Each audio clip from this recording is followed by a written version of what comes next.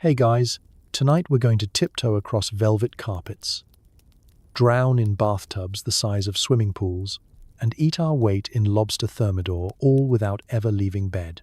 That's right, we're diving headfirst into the lavish, slightly unhinged, and sometimes very sticky world of America's richest people just before the Great Depression. Imagine Downton Abbey. But everyone is addicted to cigars, thinks prohibition laws are just a suggestion, and gets offended if their dog's fur isn't brushed by a Harvard grad. So before you settle in, take a moment to like and subscribe, but only if you actually enjoy what I do here. Leave a comment telling me where you are listening from and what time it is for you.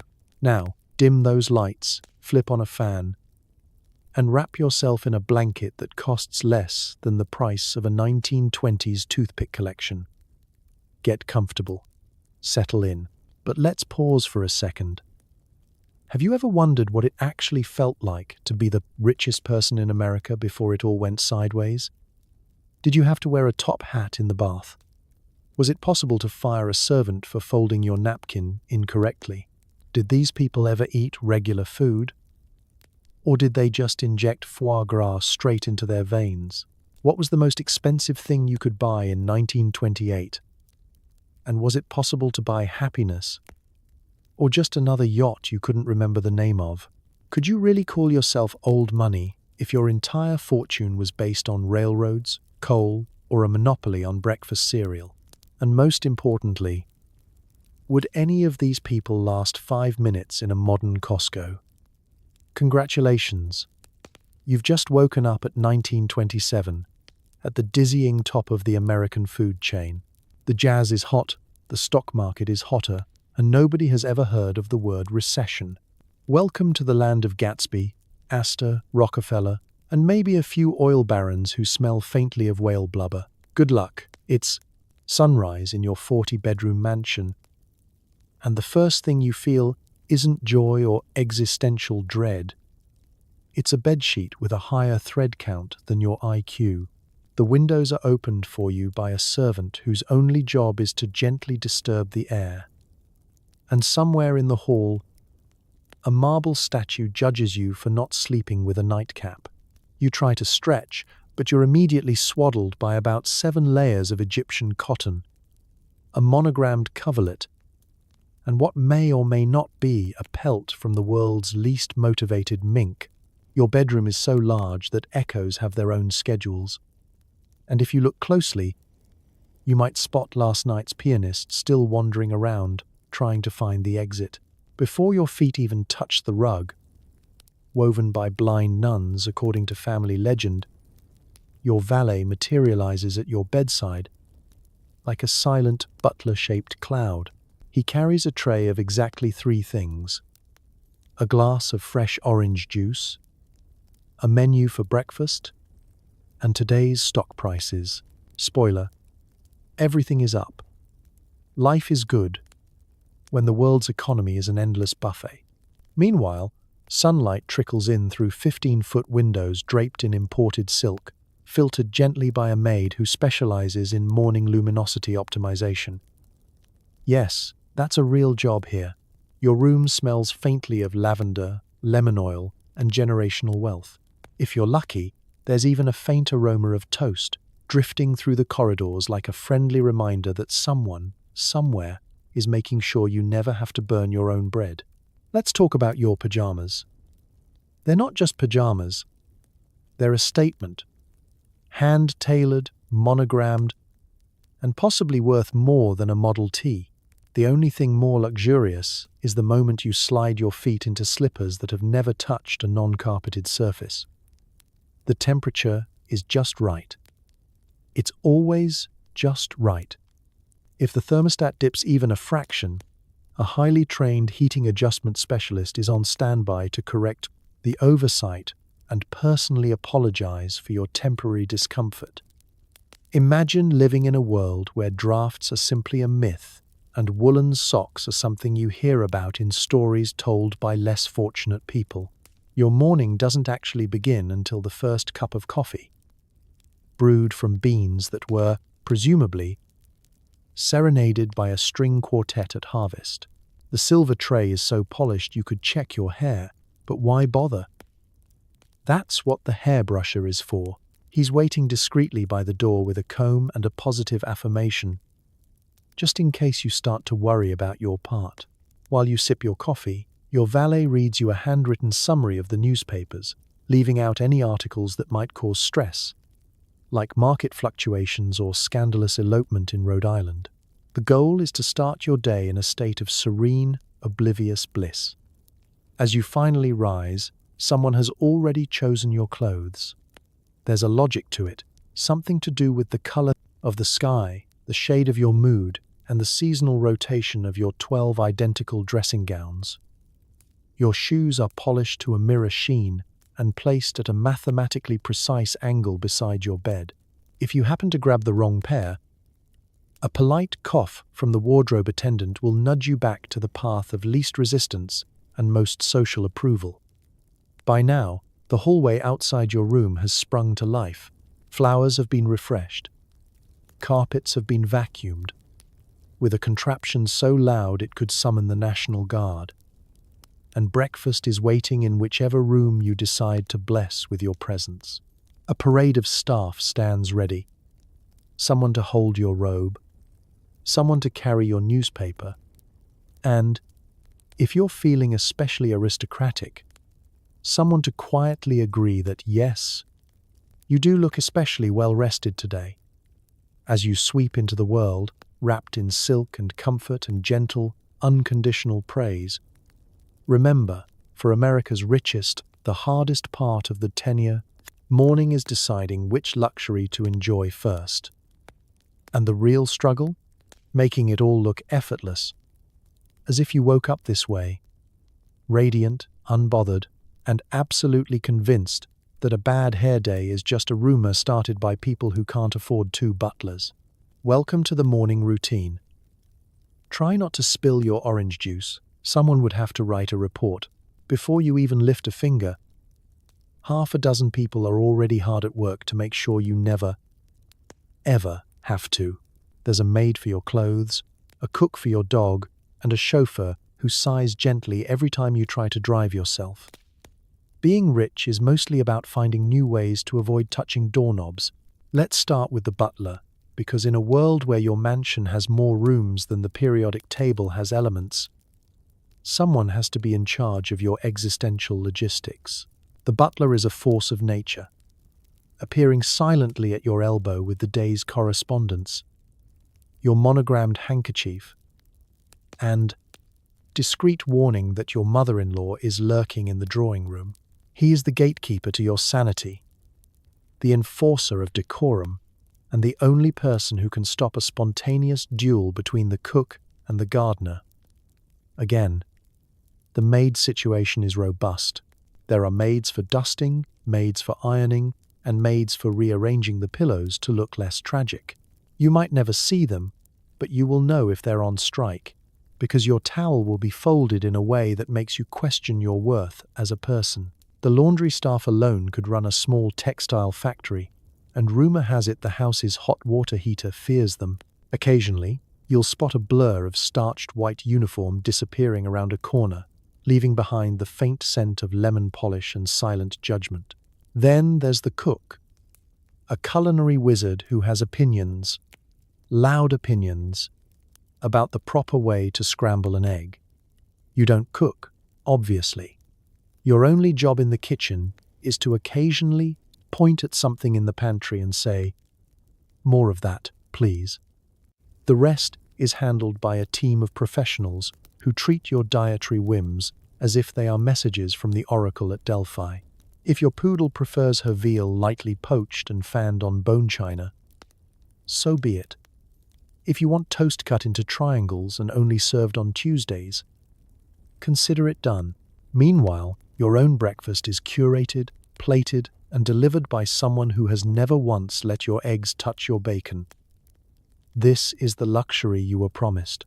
Outside, the chauffeur is polishing your fleet of cars, or more likely, debating with another chauffeur about the philosophical implications of parallel parking a Pierce Arrow.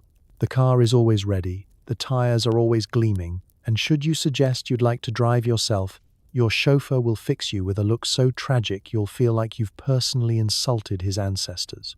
Driving is for other people, people with nowhere to be and nothing to lose.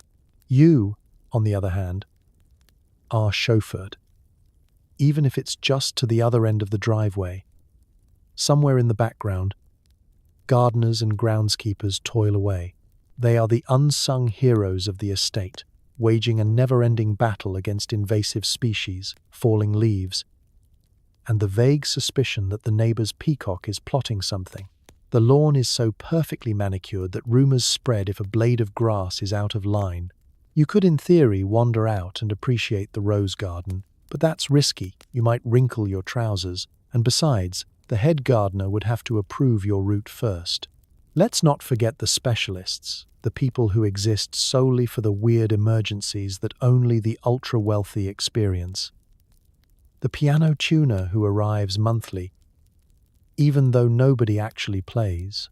The fireplace consultant, whose entire job is to decide which logs burn with the most dignified aroma.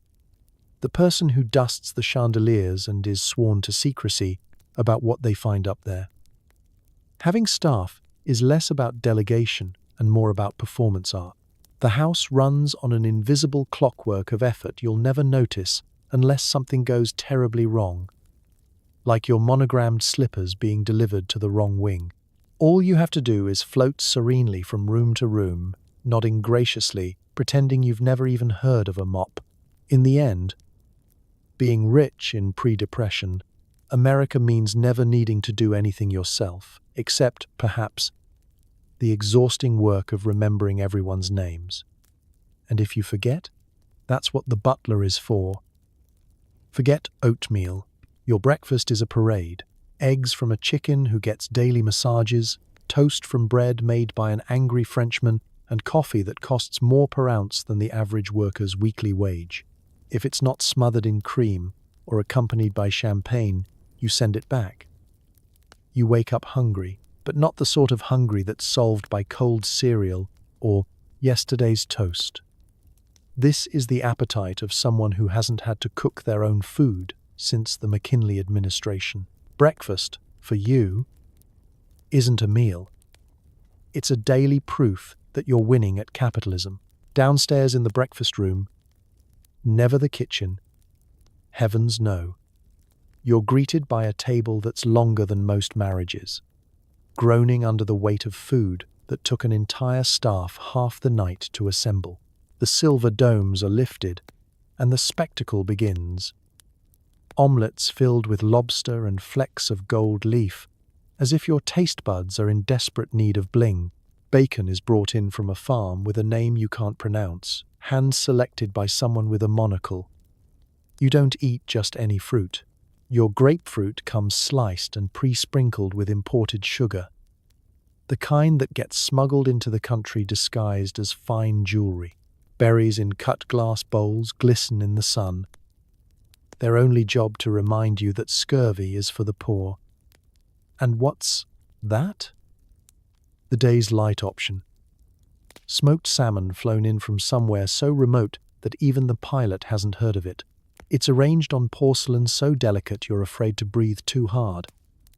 Garnished with fresh herbs grown in a greenhouse solely for your breakfast pleasure. You might have a few slivers of cheese, imported, aged, and labeled in French just to make sure everyone feels underdressed. Is this excessive? Yes. Is it breakfast? Also, yes. Breads and pastries arrive on their own separate cart, because apparently gluten needs its own mode of transportation. Croissants so buttery they could double as skincare, danishes that stare at you with judgment, and toast, never just bread, but toast, crisped to within an inch of its life by a man who spent a decade perfecting his craft and now resents it deeply. There's also always at least one item no one eats. Perhaps a whole roast quail or a pyramid of honeyed figs. Because nothing says wealth like performing a minor food sacrifice each morning. Your drink options are a masterclass in overkill. Coffee, yes, but not the sort that comes from a can. This is single origin, hand ground, and brewed by someone who refers to themselves as a caffeine sommelier. Served in bone china, so delicate you need 2 hands to hold it and 3 to pay the insurance. Prefer tea? The tea caddy contains blends you've never heard of, with names like Imperial Sunrise and Regret of the Maharaja. And of course, there's always the option of fresh juice. Fresh meaning a servant started squeezing oranges 3 towns over at 5 a.m. And if it's the weekend or you're simply in a good mood, there's champagne. Because nothing says good morning like drinking something that could fund a semester at Yale before 9 a.m. As you make your choices, a discreetly hovering staff member will jot down any favorites, ensuring they magically reappear every day until you decide you're tired of perfection.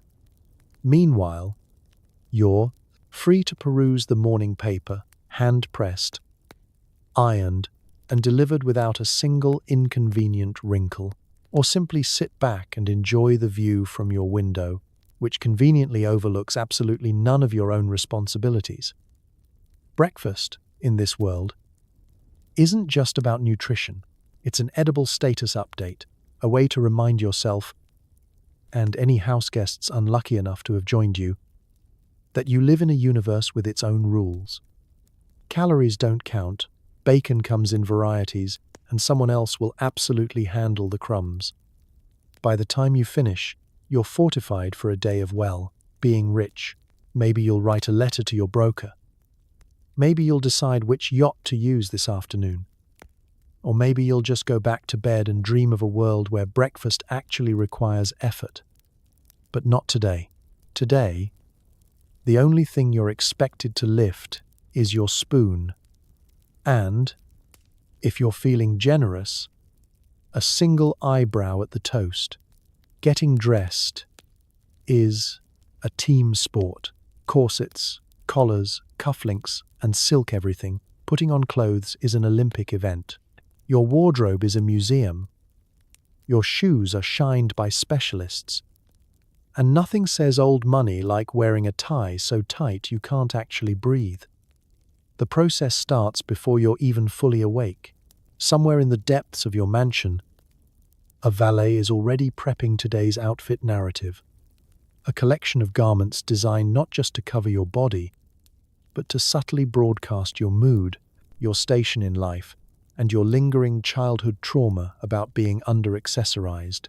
You don't just wear clothes.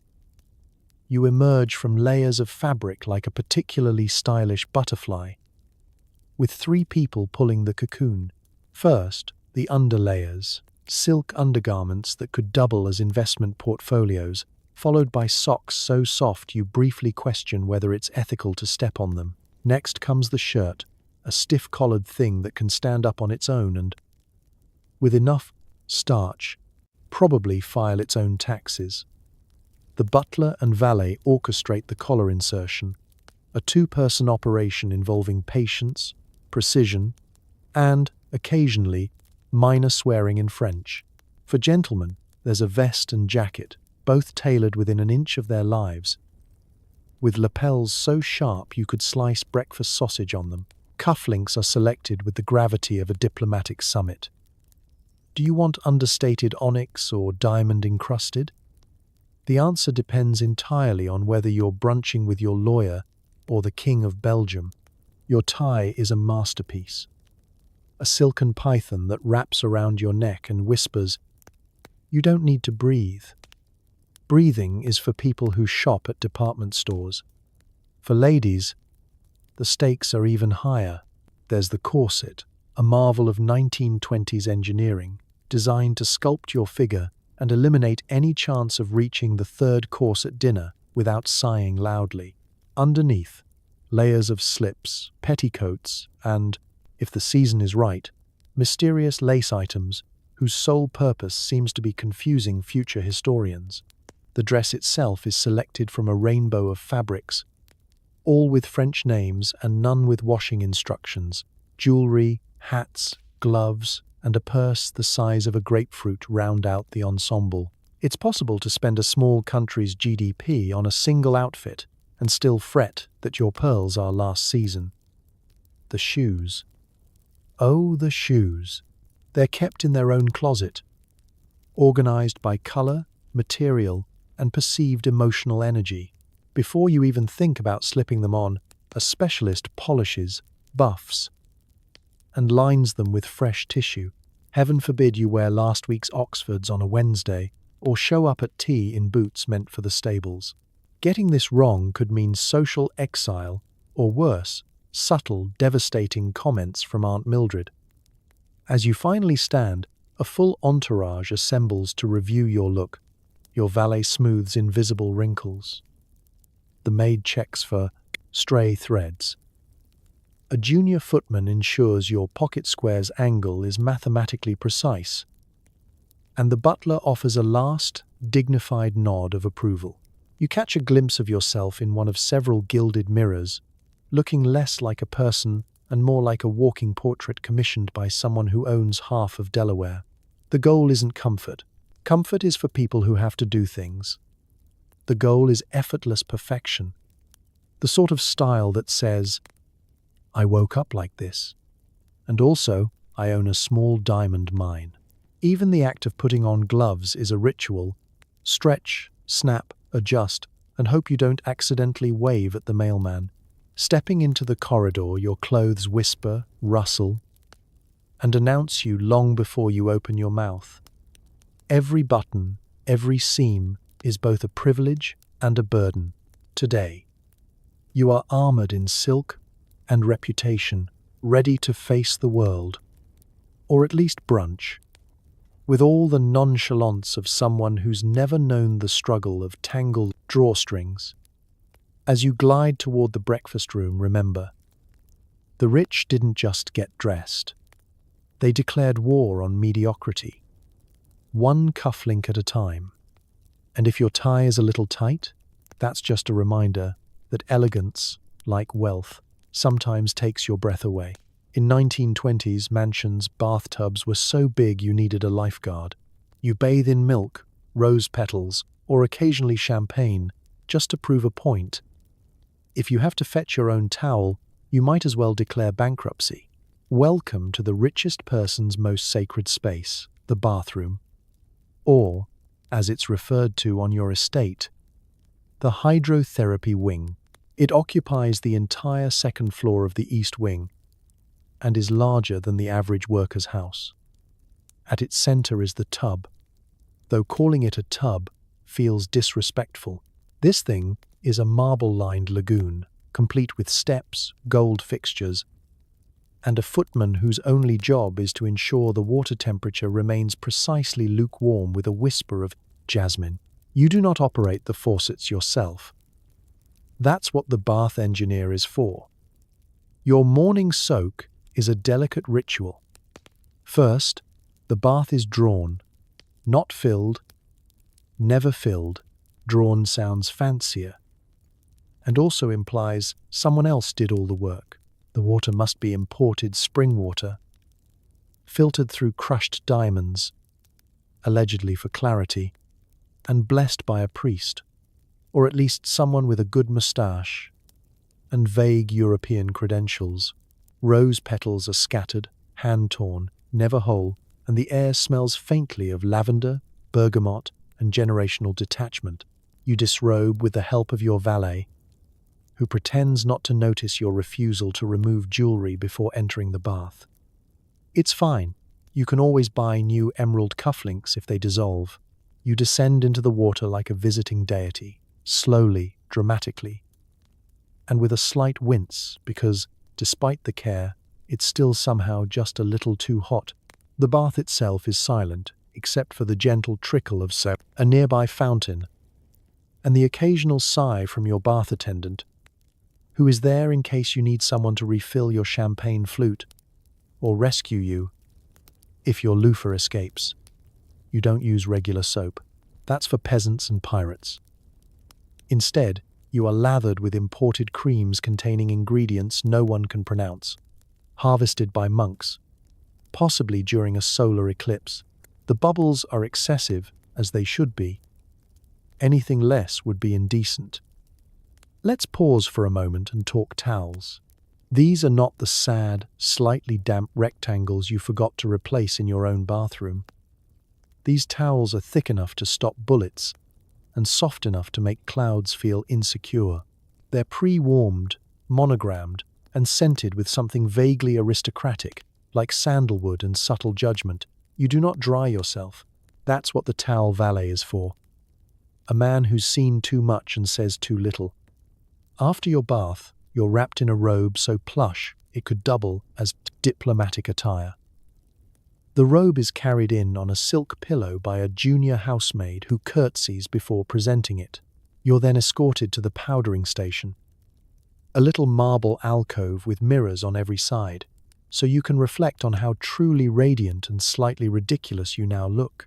Here, a light dusting of talcum powder is applied with the same reverence normally reserved for coronations and opera divas. Of course, this entire process has taken the better part of an hour, and you're only 40% ready to face the day. But you feel clean, cleaner than clean. You feel sanctified, like you could walk into a bank and get handed a loan purely based on your current scent. This is the luxury of bathing before the Great Depression. Water so warm it forgives your sins, bubbles so abundant they threaten to form a union, and towels so thick they could support your emotional baggage. It's not hygiene, it's performance art. Because when you're unimaginably wealthy in 1927, cleanliness isn't next to godliness. It's above it, preferably in a clawfoot tub the size of a koi pond. Rich people's pets didn't just get treats, they got staff, whether it's a poodle with its own chef, or a parrot with a vocabulary bigger than your social circle. Animal care is less about affection and more about making other rich people jealous. You wake up to the distant sound of silver food bowls being polished and a soft harp melody drifting from the conservatory where your cat takes her morning sunbath. No, she's not just lounging. She's receiving light therapy from a staff member trained in both feline temperament and French impressionism. Her day begins before yours, and frankly, she deserves it. She's descended from royalty, or so says the silk-bound certificate signed by an ambiguously titled Austrian count. Let's start with the dog. His name is likely something elaborate and over-consonanted, like Admiral Whiskerford IV. He has his own wing of the estate, decorated in tasteful tartan and smelling faintly of beef consommé and cedarwood. His daily routine includes a warm towel massage, custom meals prepared by a dog chef, not a chef who cooks for dogs, but a chef who specializes exclusively in haute canine cuisine, and a gentle brushing by a full-time groomer who whispers affirmations during de-shedding. The phrase, "he eats better than most people," is not hyperbole here. It's a documented fact. Feeding time is ceremonial. A footman presents the dog's breakfast on a silver tray, often consisting of locally sourced meats, hand-rolled grains, and a light drizzle of bone broth harvested from cows who attended finishing school. Should the meal fail to impress, the chef will personally apologize to the dog and adjust the seasoning. There is a staff memo about this. You signed it. Meanwhile, the cat, Countess Lady Musington, watches from her chaise lounge with an expression that suggests both quiet judgment, high expectations. Her meals are simple: organic fish poached in mineral water, served in crystal. Her litter box is changed by a member of the housekeeping staff trained in delicate task discretion, and she receives aromatherapy twice weekly. Not for her stress, she has none, but for yours. Her perfume? A subtle blend of lavender and the scent of a Parisian bookshop. And then, there are the exotic pets. You might have a parrot named Commodore Pesto, who speaks 5 languages and gossips better than your aunt at Christmas. Or a monkey who wears a little velvet waistcoat and has been taught to give disapproving glances to dinner guests. These animals are not pets. They are characters in the daily soap opera that is your life. And each one, of course, has their own dedicated handler. Someone who has attended animal etiquette school and can interpret a cocked eyebrow from a Persian cat like it's Morse code. Exercise is handled with the same over-the-top flair. The dog has a personal trainer. The cat has a playroom the size of a tennis court. Birds have open-air enclosures equipped with climbing vines, fountains, and possibly a string quartet during high tea. And if your tortoise feels sluggish, there's a spa. You're not sure what they do for him, but he always comes back glowing. Veterinary care is provided in-house, naturally. A personal vet is on call 24/7 and arrives in a crisp uniform with an embroidered stethoscope and a horse-drawn carriage, even if it's just for a chipped nail.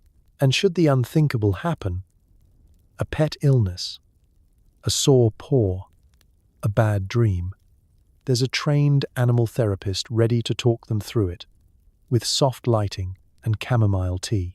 To love a pet in the 1920s elite class is to enter into a high-stakes game of one-upmanship. It's not enough for your terrier to be cute. He must be better dressed than your neighbor's toddler. And if someone else's bird recites poetry, yours must compose it. Because, in the land of absurd wealth, how you treat your animals says everything about who you are. And nothing says power like a schnauzer in a tailored tuxedo being spoon-fed filet mignon while a full-time butler wipes his mouth with linen. You can't make this up. But you can fall asleep thinking about it. Nothing says luxury like a vacuum cleaner the size of a sedan, or a refrigerator that could double as a small apartment. The wealthy equip their homes with gadgets that today would be sold on late-night infomercials, except made entirely out of polished nickel.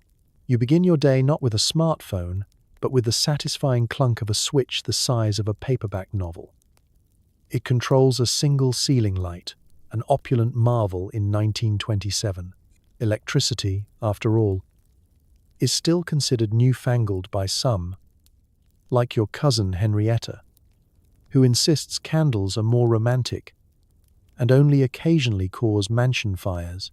In your home, though, tech is the future, and you are the future's extremely well-funded beta tester.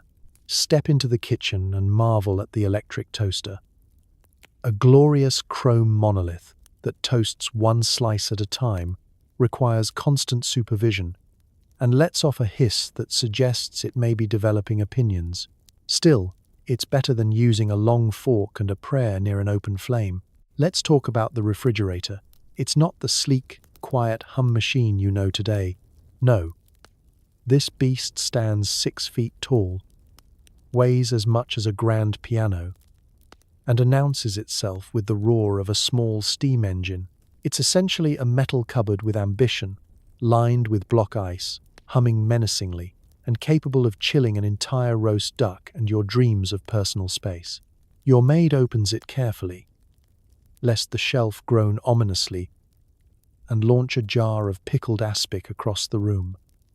The vacuum cleaner is a thing of wonder. Picture a bulky, cylindrical contraption that looks like it was built to extract secrets from foreign diplomats. It's wheeled in like artillery, hosed down with cologne to mask the scent of hot dust, and operated by a member of staff trained in the fine art of domestic noise management. It takes 4 people to vacuum a single hallway. 1 to steer, 1 to keep the cord untangled, 1 to monitor pressure, and 1 to whisper encouragement. Then there's the central heating system, which is less of a system and more of a mysterious entity that only one man in the entire house understands. He lives in the basement, drinks heavily, and mutters in boiler code.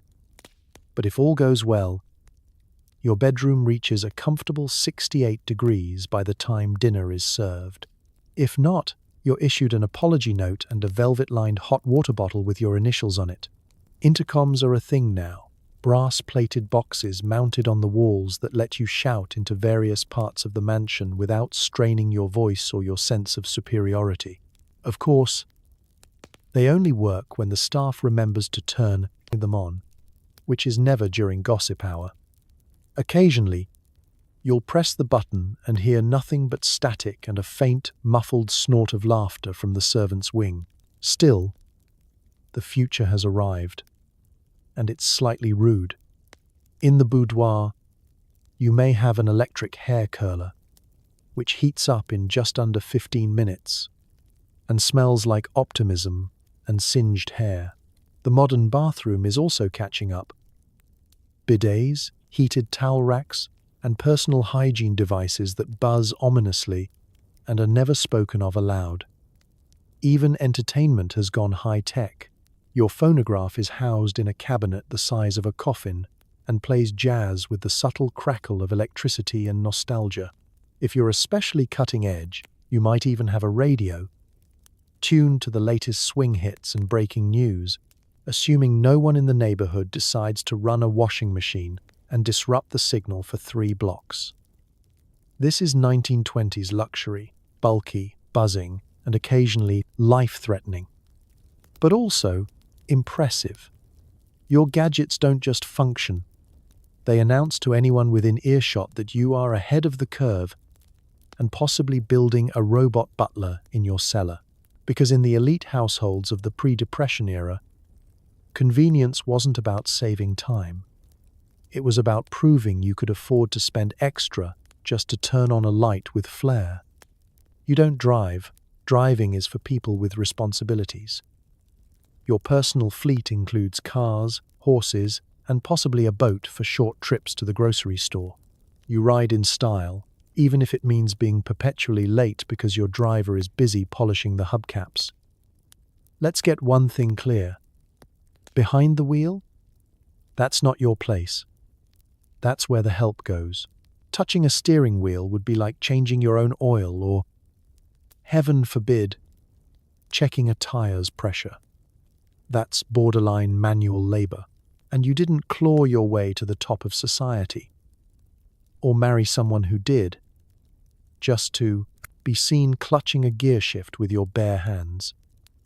Your day begins with the distant rumble of an engine warming up somewhere below the east veranda. It's your Pierce Arrow, or your Duesenberg, or your Packard. Honestly, you can't keep track.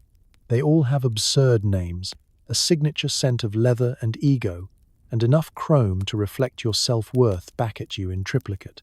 The garage, naturally, is heated, staffed, and contains enough space to house your own minor car dealership.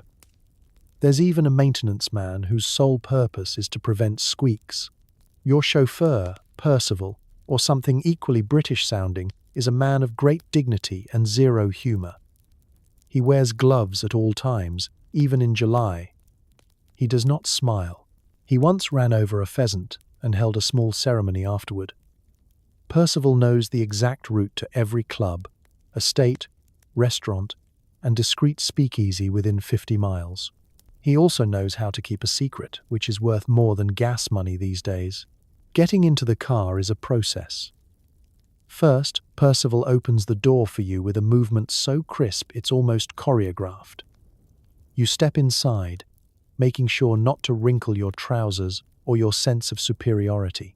The seats are upholstered in something absurd, like hand-stitched alpaca leather, and the back is stocked with a crystal decanter, smelling salts, and a copy of the Wall Street Journal that's somehow still warm. Of course, you're never in a rush. Being early is gauche, and being on time suggests you don't have better things to do. So you glide through the city like royalty on parade, nodding occasionally at pedestrians, just enough to imply generosity, but not enough to invite conversation. The streets may be filled with trolley cars and people on foot, but none of that matters. You're cocooned in your automobile, floating above it all in a suspended state of polished entitlement.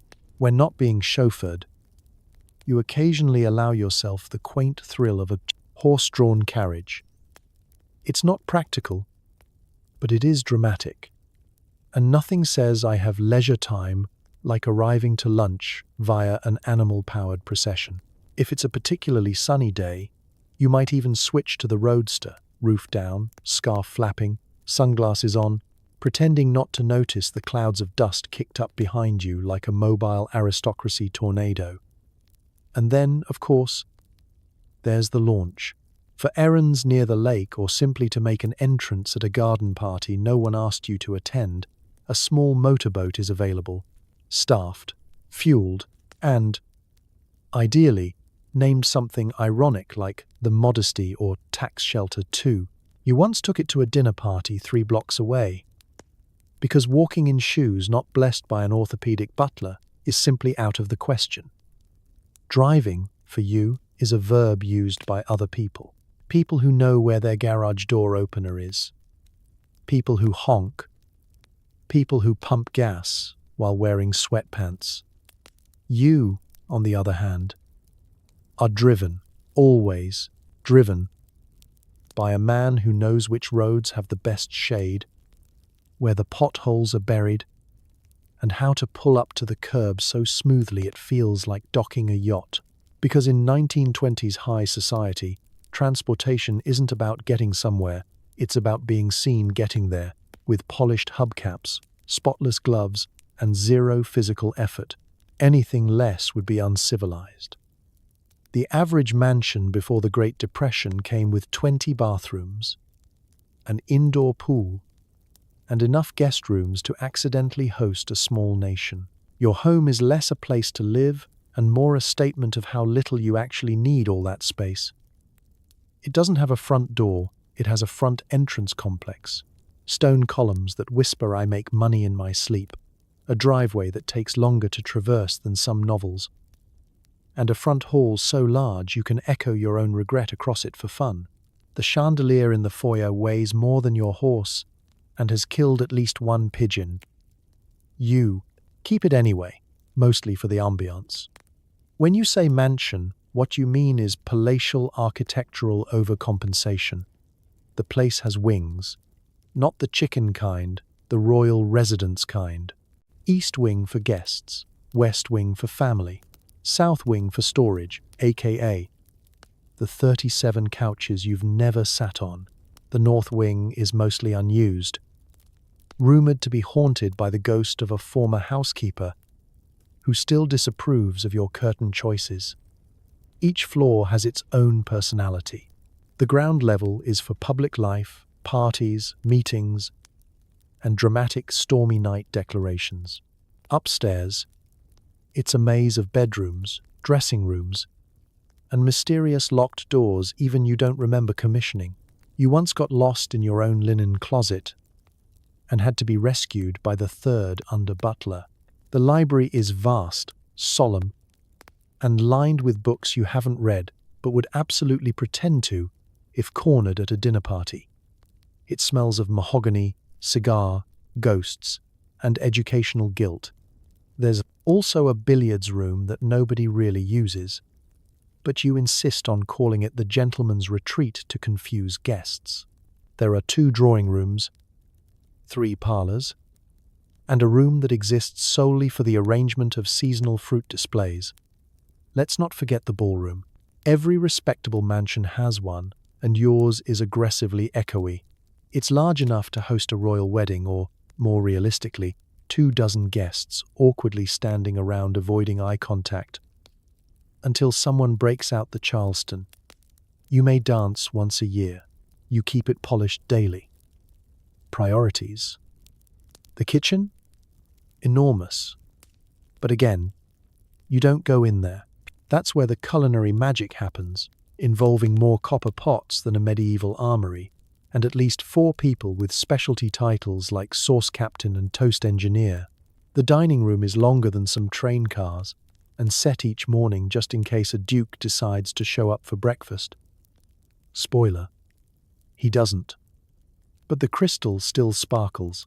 Your bedroom, naturally, is a suite, not a room, a suite. You don't just sleep, you lounge, you drift, you recline theatrically.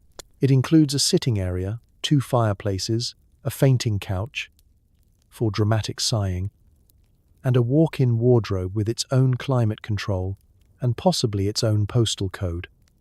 The bathrooms, plural, are a marvel of excess. You have tubs, showers, and enough towels to dry an entire Olympic team. One bathroom is just for guests you only sort of like. Another is decorated entirely in Italian marble, because your cousin once complimented it in a hotel. And then there are the guest rooms, rows of them, each with its own theme, color palette, and a staff member who lightly fluffs the pillows at noon. Guests are often warned not to wander, because if you take a wrong turn, you might not be seen again until the next estate sale. Owning a mansion of this magnitude isn't about comfort.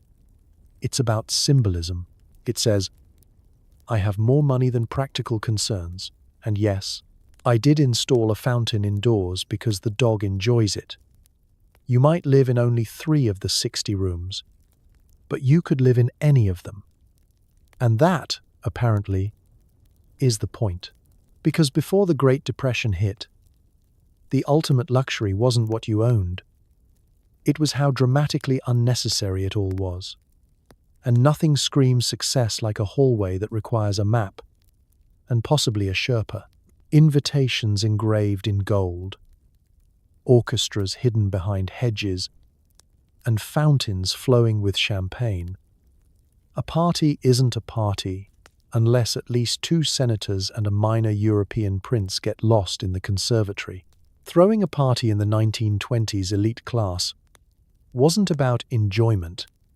It was about dominance, social dominance, cultural dominance, fabric draping dominance, the kind of gathering where showing up in the wrong hat could ruin your family's reputation for 3 generations. These weren't get-togethers. They were organized, heavily catered declarations of status. Planning began months in advance, usually while sipping something expensive and pretending not to care. The guest list was curated by a committee consisting of your secretary, your secretary's secretary, and your aunt who once danced with a duke and never shuts up about it. Invitations were printed on thick, scented cardstock that could double as a weapon. Each one had calligraphy so ornate you had to hire someone just to read it to you. Venues varied: ballrooms, gardens, private islands, or occasionally all 3. Why choose when you can rotate locations mid-party via horse-drawn gondola? Lighting was essential. Candles, gas lamps, electric chandeliers, and, for a brief period, an experimental setup involving phosphorescent fish. The goal was to glow so much your guests couldn't see how little you liked them. Upon arrival, guests were greeted by a doorman, a footman, and someone whose only job was to say, "Welcome," in 5 languages. Coats were whisked away, monocles adjusted, and the mingling began. Introductions were whispered across martini glasses. No one remembered names. Everyone remembered jewelry. The dress code was strict. Gowns were long, dramatic, and sparkled like someone had spilled a stock portfolio on them. Tuxedos were tailored within an inch of their lives, complete with pocket squares starched into tiny origami swans. And hats, dear heavens, the hats! Some were so large they got their own seats at the dinner table. The music never stopped.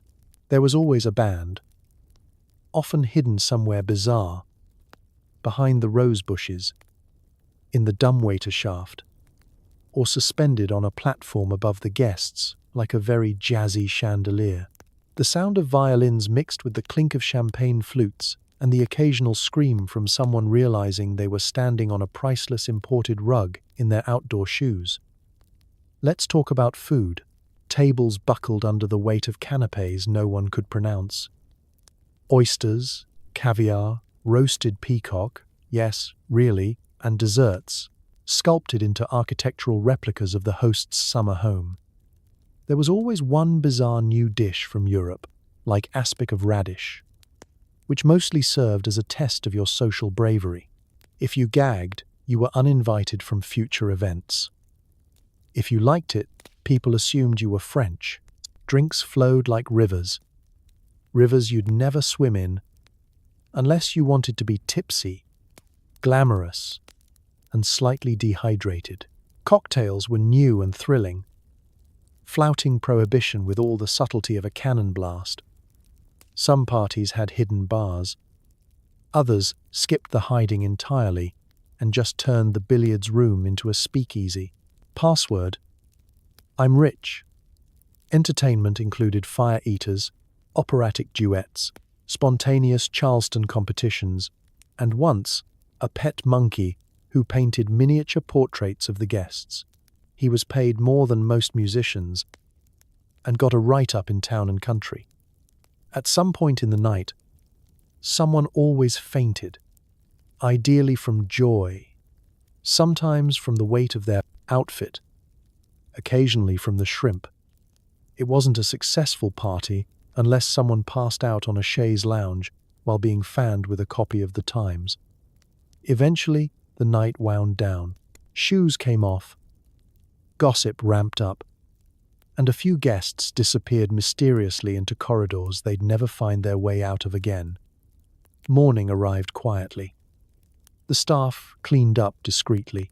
The peacock was coaxed out of the punch bowl, and just like that, another gathering was complete, a glittering memory stitched together with pearls, piano notes, and the scent of scandal. Because in the Roaring Twenties, parties weren't just events. They were declarations of power, wealth, and champagne tolerance. And if someone didn't write a poem about it afterward, what was even the point? While the rest of the country pretended to sip grape juice, the elite were busy hiding cellars bigger than most bars.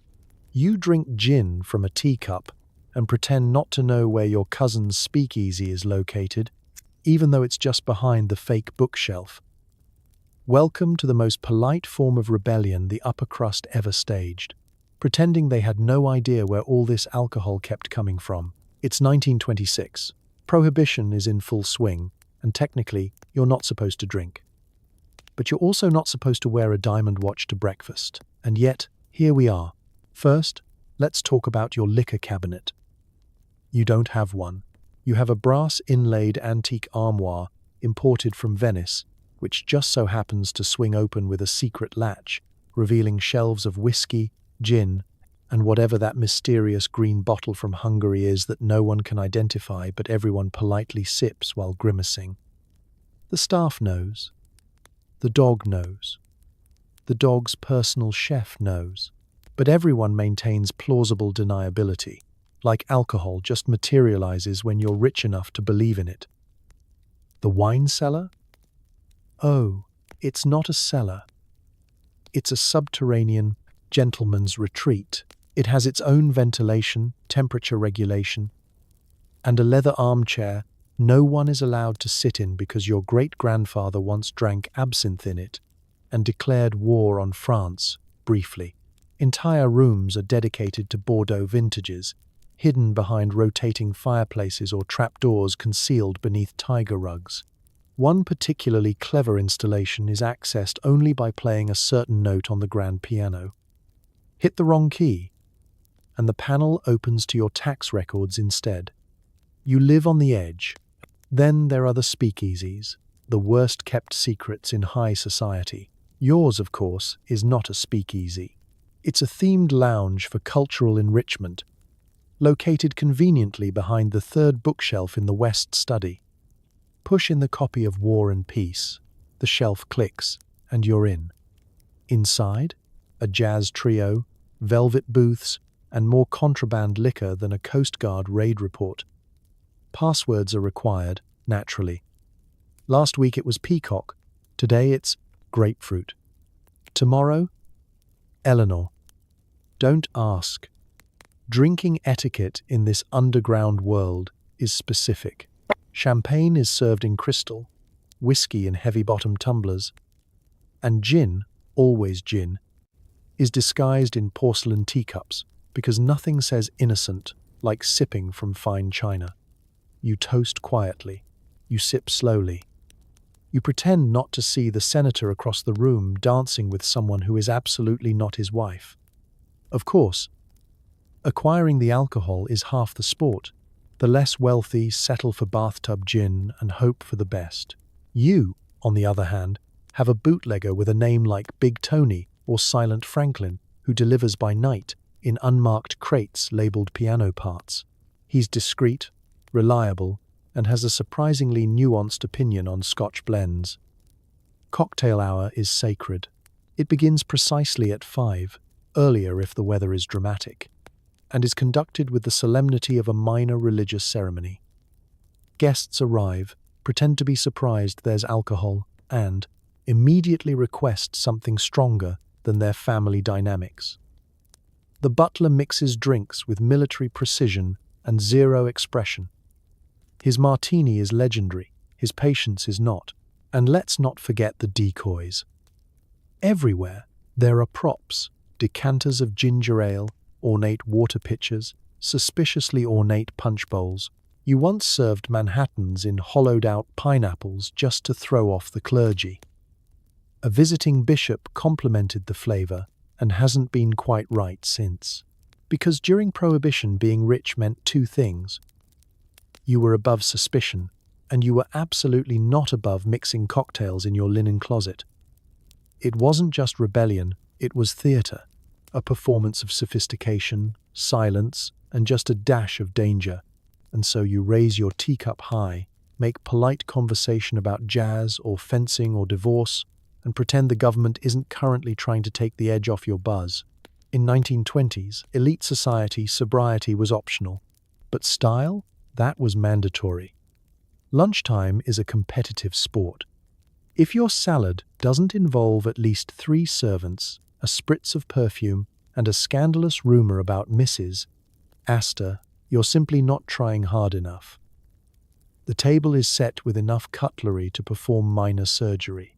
Crystal glasses gleam under the chandelier, which, incidentally, has been dusted by a specialist who trained in Vienna and speaks exclusively in sighs. Place cards are handwritten in gold ink, because nothing stimulates the appetite like knowing exactly where your rivals are sitting. The guests arrive in waves of silk and judgment. Hats are large, voices are hushed, and perfume wafts across the room like an invisible competition. There's always that one guest who's accidentally wearing diamonds before dinner. Deeply improper, and therefore deeply admired. Small dogs peek out of handbags, and one woman has brought a parrot just for ambience. The parrot, it turns out, speaks fluent scandal. The meal begins with something dainty, chilled consommé, perhaps, or asparagus, arranged into a tragic little teepee. You don't actually eat much at lunch. Eating is for sustenance, and this is for performance. The salad is the main event, and it is a spectacle. It arrives on plates that have never known the dishonor of a microwave, crafted by a chef with a French accent so thick you're unsure if he's upset or just describing lettuce. It's not a salad. It's a concept, a narrative, a whimsical arrangement of frisée, roasted beets, poached pears, crumbled cheeses, imported nuts, and edible flowers that look like they know secrets. There's a spritz of perfume. Yes, perfume. Infused into the vinaigrette. So your arugula smells faintly like regret and rosewater. Forks are lifted with grace. No one chews. They consider textures. Meanwhile, the real meal is gossip. You nibble your salad while feasting on reputations. Did you hear about the Vanderbilt heir who eloped with a jazz singer? Shocking. Was Mrs. Astor actually seen playing bridge with a bootlegger? Unthinkable. And did you know someone at this very table has quietly begun wearing last season's shoes? Gasp. Stir your water slowly. Let that one sink in. Each course is interspersed with conversational volleys, subtle barbs, and coded compliments. You're looking so well rested, someone says, which of course means you've done absolutely nothing for weeks, haven't you? The hostess glides between guests like a benevolent queen, gently correcting etiquette lapses and making sure no one confesses to liking anything as pedestrian as ham. After the salad, something warm is presented, quiche perhaps, or a vegetable soufflé that collapses under the weight of your disinterest. Dessert is light. Maybe a sorbet served in a hollowed-out lemon, or a floating island of meringue that dares you to acknowledge how hungry you still are. But it doesn't matter. You didn't come here to eat. You came here to be seen. Eating. The table linens are changed mid-meal. The servants move with the quiet precision of ballet dancers. Every crumb is whisked away before it hits the floor. A pianist plays something soft and European in the distance. No one knows who hired him. He's just always there. Playing. Judging. After dessert, coffee is served in cups so delicate they might evaporate in sunlight. A tray of chocolates makes the rounds, and guests pretend to hesitate before choosing one with the most dramatic filling. Conversation turns to light-hearted topics. Horses, inheritance law, passive-aggressive notes from the help. Eventually, guests drift toward the drawing room for post-lunch lounging. Pillows are fluffed, fans are waved. One lady takes a fainting break. It's exhausting pretending to be full. Someone proposes a stroll through the garden, mostly to eavesdrop on private conversations that were whispered a little too close to the rose bushes. Because, in the 1920s, lunch in high society wasn't a meal. It was a 3-act play starring salad, social warfare, and a guest list carefully curated to ensure maximum drama. You don't just dine. You perform, observe, and survive, one dainty forkful at a time. The afternoon is reserved for light activity, which means tennis, polo, or watching someone else play tennis while you drink more champagne. If you're feeling wild, you'll take a nap and dream about how much you're not working. The clock strikes 2, and you've officially entered the no one expects anything of me portion of the day. You change into something breezy, monochromatic, and extremely tailored. The fabric must whisper when you walk. Anything louder is considered poor taste. A servant appears to inform you that tennis has begun. You pretend to be surprised. You are not.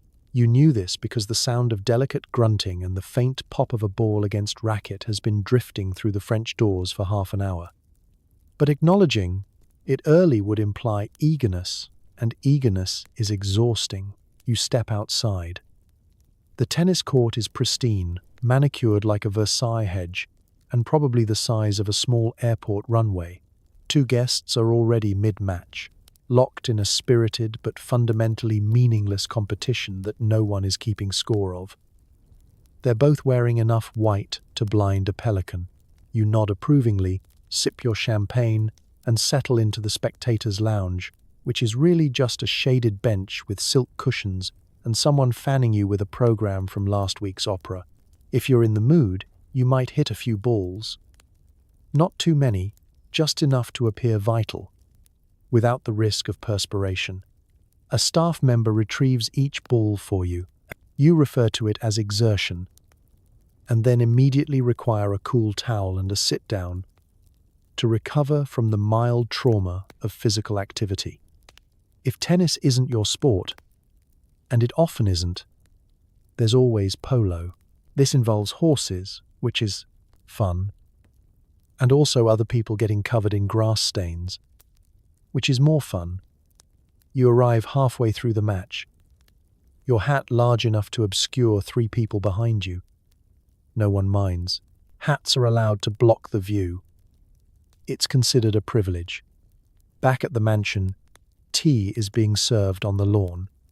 Not just tea, afternoon tea. A proper noun. The kind of ritual that makes you forget you haven't done a single productive thing since 1919. The table is a masterpiece.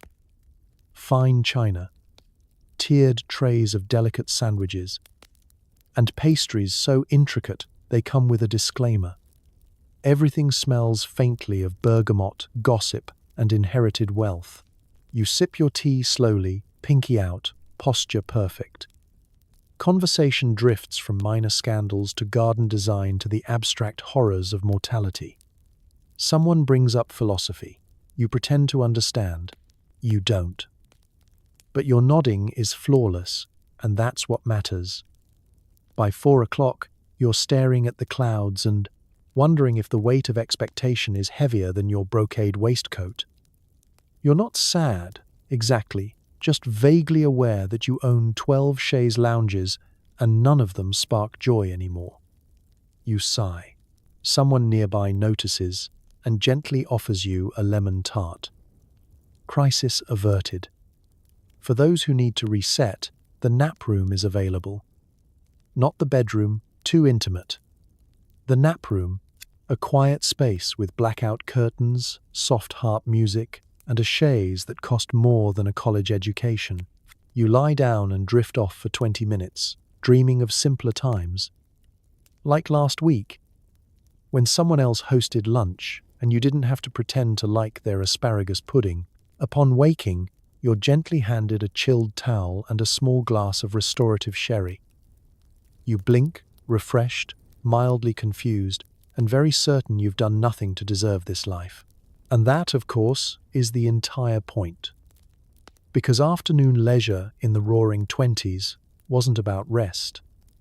It was a carefully choreographed pause between indulgences, a moment to reflect, sip, and ask yourself the eternal question: is it still too early to change into my evening jewels? Spoiler: it isn't. Between lunch and dinner, it's time for an outfit change. Because being seen in the same dress twice is a tragedy. Fashion is about subtle flexes, hats that block the sun, gloves that block the peasants, and shoes that will never touch actual dirt. The transition from day look to afternoon look is a delicate, almost ceremonial process. You can't just change clothes. You shed layers of social anxiety and replace them with hand-stitched silk. A valet or lady's maid appears precisely 14 minutes after the last teaspoon of sorbet is scraped from your dessert plate. They knock gently because fashion should never feel rushed. Then it begins. First, the robe. Always the robe. It's your transitional garment. A plush, quilted cloud that costs more than most people's rent. It whispers, luxury. It says, I'm not ready to be seen, but I am ready to be complimented. While you're robed, your staff prepares the outfit, capital O, always. The selection is not arbitrary. Weather, lighting, guest list, and minor grudges are all factored in. You wouldn't wear lavender if Mrs. Huntington is coming. She owns lavender. That's her whole thing. Instead, you opt for something paler, rarer, and significantly more difficult to pronounce. The new ensemble arrives on a padded hanger. Like royalty entering the room, everything is color coordinated, right down to the embroidery on your underthings, which no one will see, but you will know, and that's enough. The gown is tailored within an inch of its life, flaring gently in places that suggest you never eat bread and have complicated opinions about corsetry. For the gentleman, it's time to swap the morning coat for the afternoon ensemble. Perhaps a dove grey jacket, subtly pinstriped trousers, and a waistcoat that tells people, I may own a factory, but I've never actually seen it. Cravats are adjusted, lapels are brushed, and pocket squares are folded with a level of precision normally reserved for military operations and wedding seating charts. Accessories are crucial. Gloves, for instance, are non-negotiable. Not because your hands are cold, but because bare fingers are considered alarming.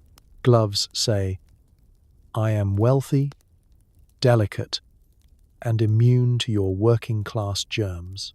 Hats are likewise mandatory. Wide brims, delicate netting, and the kind of feather arrangement that might cause flight delays if worn near an airfield. Shoes must be pristine. Yours never touch the ground unescorted. If you must cross a gravel path, a discreet mat is unrolled ahead of you. Heaven forbid dust finds its way into the hand-stitched Italian leather that wasn't even made for walking. Jewelry is calculated. Afternoon pieces must be noticeable, but not vulgar. You want guests to lean in and say, "Is that emerald?"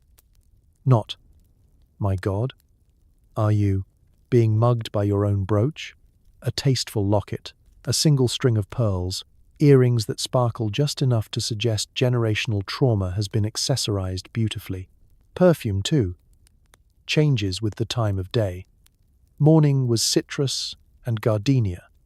Afternoon is lilac and unresolved tension. It's applied behind the ears, on the wrists, and in a subtle mist that hovers in your wake like an olfactory resume.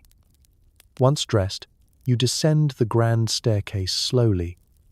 Every step a gentle announcement. You are ready to be observed.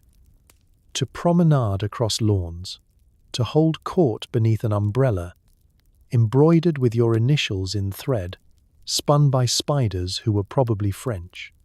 Fashion isn't about practicality. You could freeze in chiffon.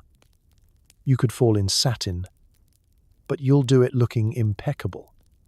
And if your hem catches a breeze, or your hat tilts at a mysterious angle, perfect. Now you're the talk of the afternoon, the subject of whispers, the accidental star of 6 watercolor sketches and an unsigned poem left on your chair.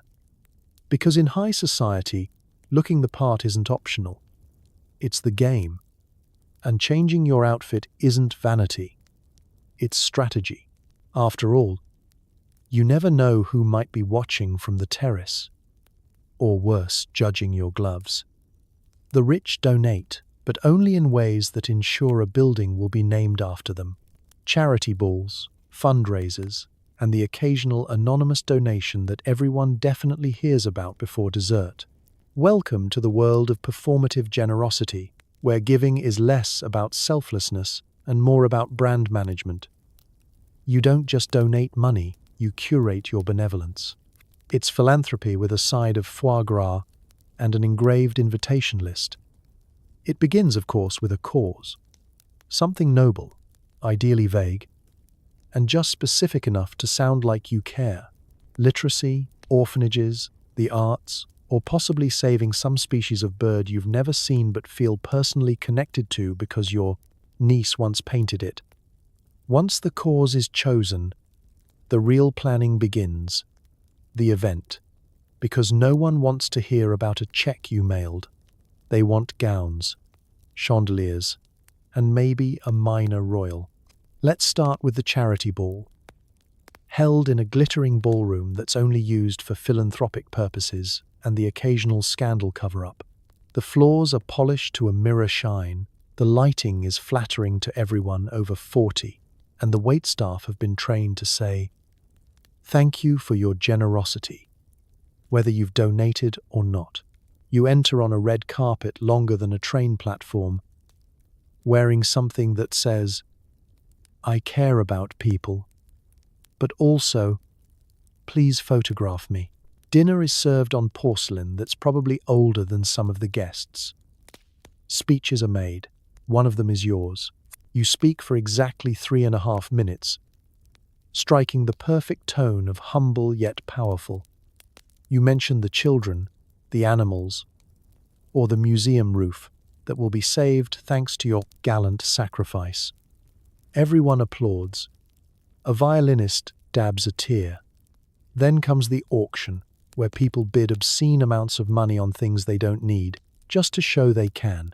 A weekend in Monte Carlo, a painting of a horse, a dinner with someone from the New York Times.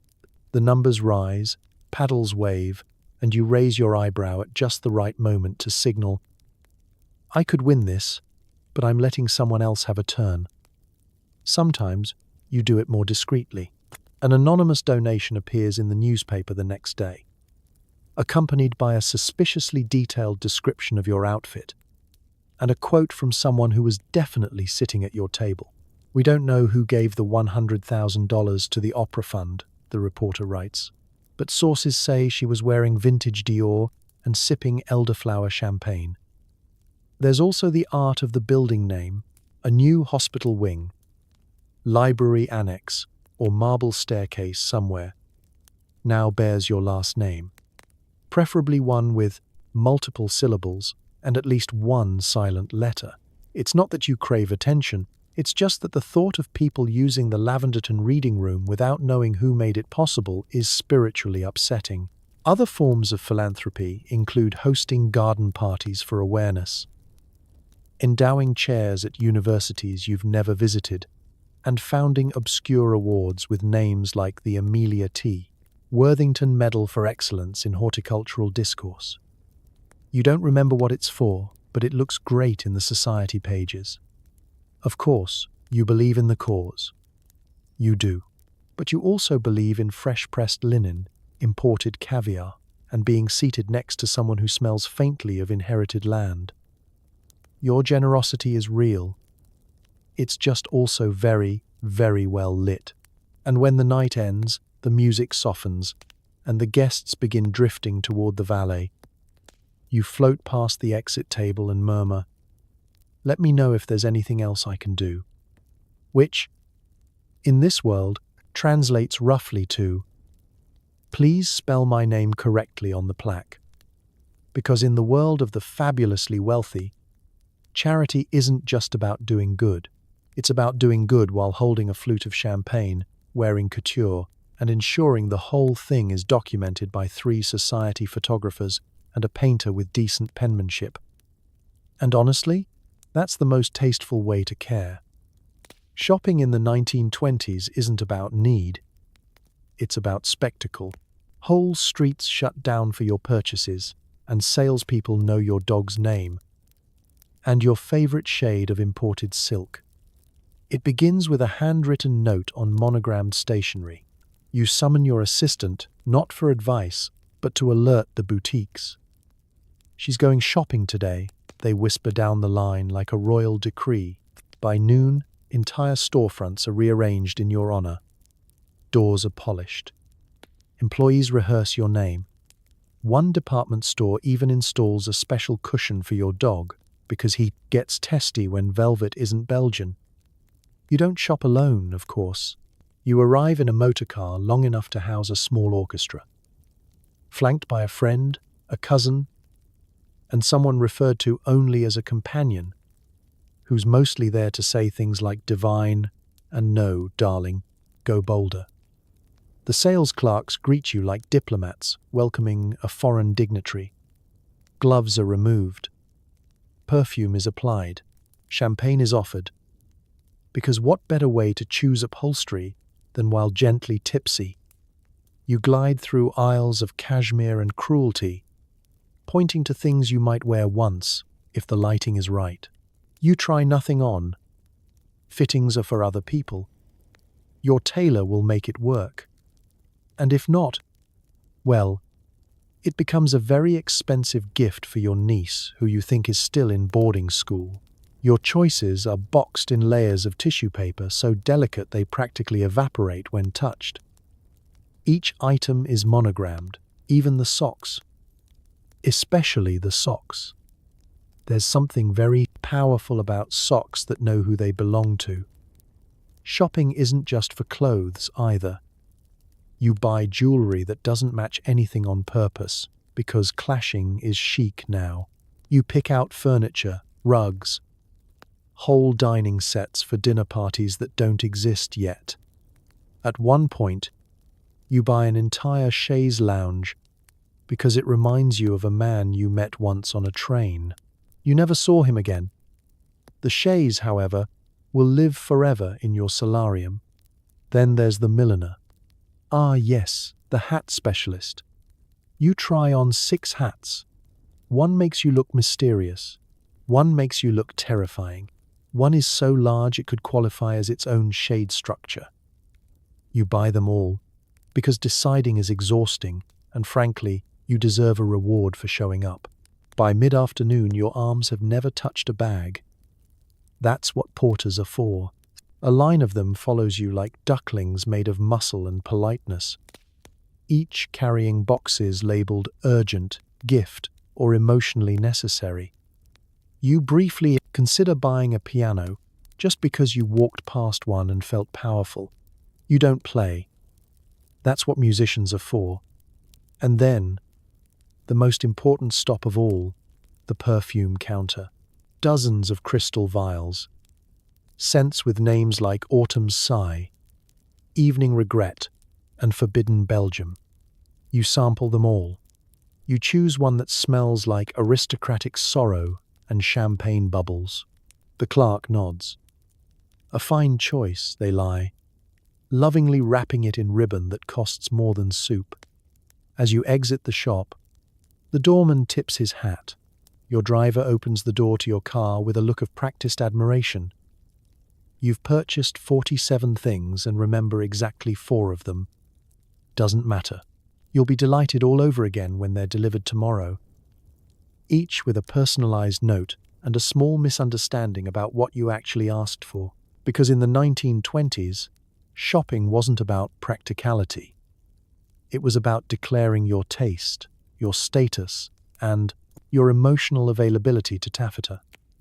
Amazon may ship in 2 days, but it will never offer the quiet thrill of a clerk nervously explaining that they only have 12 of something you want 30 of. And honestly, if you don't leave the store with your wallet lighter and your ego slightly heavier, were you even shopping? Vacations aren't for rest, they're for flaunting. Why take a normal train when you can charter a private car and bring 12 trunks for a weekend trip? Travel is just another excuse to be seen. Let's be clear. The destination is irrelevant. You may be heading to Newport, Palm Beach, or a country you can't pronounce but recently purchased land in. Doesn't matter. What matters is the journey, darling. And that journey begins with an itinerary so ornate it's practically a novella, printed on thick cardstock, embossed in gold, and hand-delivered to every member of your traveling party, yes, including the dog. Packing is a full-day event, requiring the efforts of 3 maids, 2 valets, and a man who does nothing but fold silk. You'll need travel clothes, lounging clothes, dinner clothes, emergency fox hunting attire, just in case, and at least 1 outfit for being dramatically stranded. Trunks are labeled, stacked, and sealed with ribbons that coordinate with your luggage tags. If it all fits in fewer than 6 steamer trunks, you've clearly forgotten something important. Like your portable cocktail cabinet. Your train doesn't leave the station, it waits for you, because you don't buy a ticket. You book an entire car, maybe 2, possibly a whole train, depending on how emotionally fragile you're feeling that week. Your private rail car is upholstered in velvet, scented with lavender, and stocked with champagne, newspapers you don't read, and one very confused parlour-maid who didn't know trains could be this fancy. The moment you board, travel becomes theatre. You recline on tufted cushions, sipping cocktails while the countryside rolls by in a blur of unwashed public.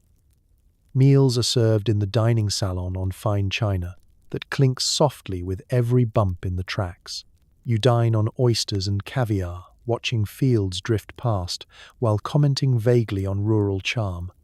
Someone brings a phonograph, someone else brings a small harp.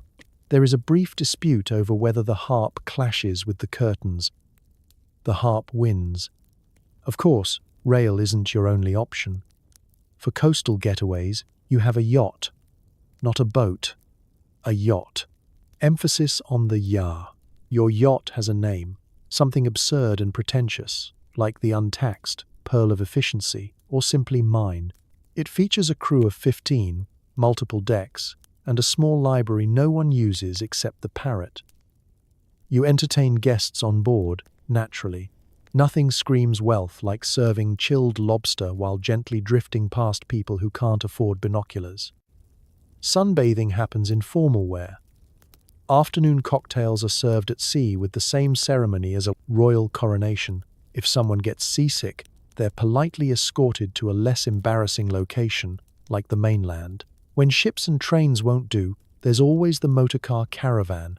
You and your friends take to the roads in matching convertibles, trailing trunks, dust, and chaos. You drive precisely nowhere, in perfect formation, to impress absolutely everyone. Picnics are staged beside waterfalls that were inconvenient to reach but look marvelous in hand-colored photographs.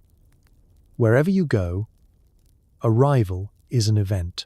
You step off the train or descend the gangplank, draped in travel garments so elegant they defy wrinkles and logic.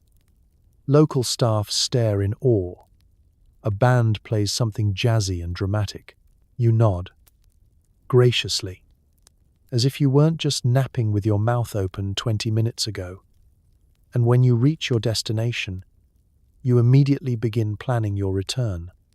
Not because you're homesick, but because going home also requires a full wardrobe, an exit brunch, and a final look of mild disdain at the local scenery. Because in the world of the 1920s elite, travel isn't about seeing new places. It's about being seen going to them. With steamer trunks, silk gloves, and absolutely zero concern for luggage fees. There are clubs for everything: yachting, fencing, eating cheese with the correct fork. The main activity is excluding anyone whose money is less than 50 years old. Welcome to the exclusive world of clubs so secret you probably walked past 5 of them and didn't even know it. That's the point. If you can find it, you're clearly not supposed to be there. These are the gilded hideaways of the American elite, where fortunes are maintained, alliances are whispered over lobster thermidor, and no one dares wear suede after Wednesday. Every city has one, usually housed inside a converted mansion, a suspiciously nondescript brownstone, or a building that looks like it has opinions about your handshake.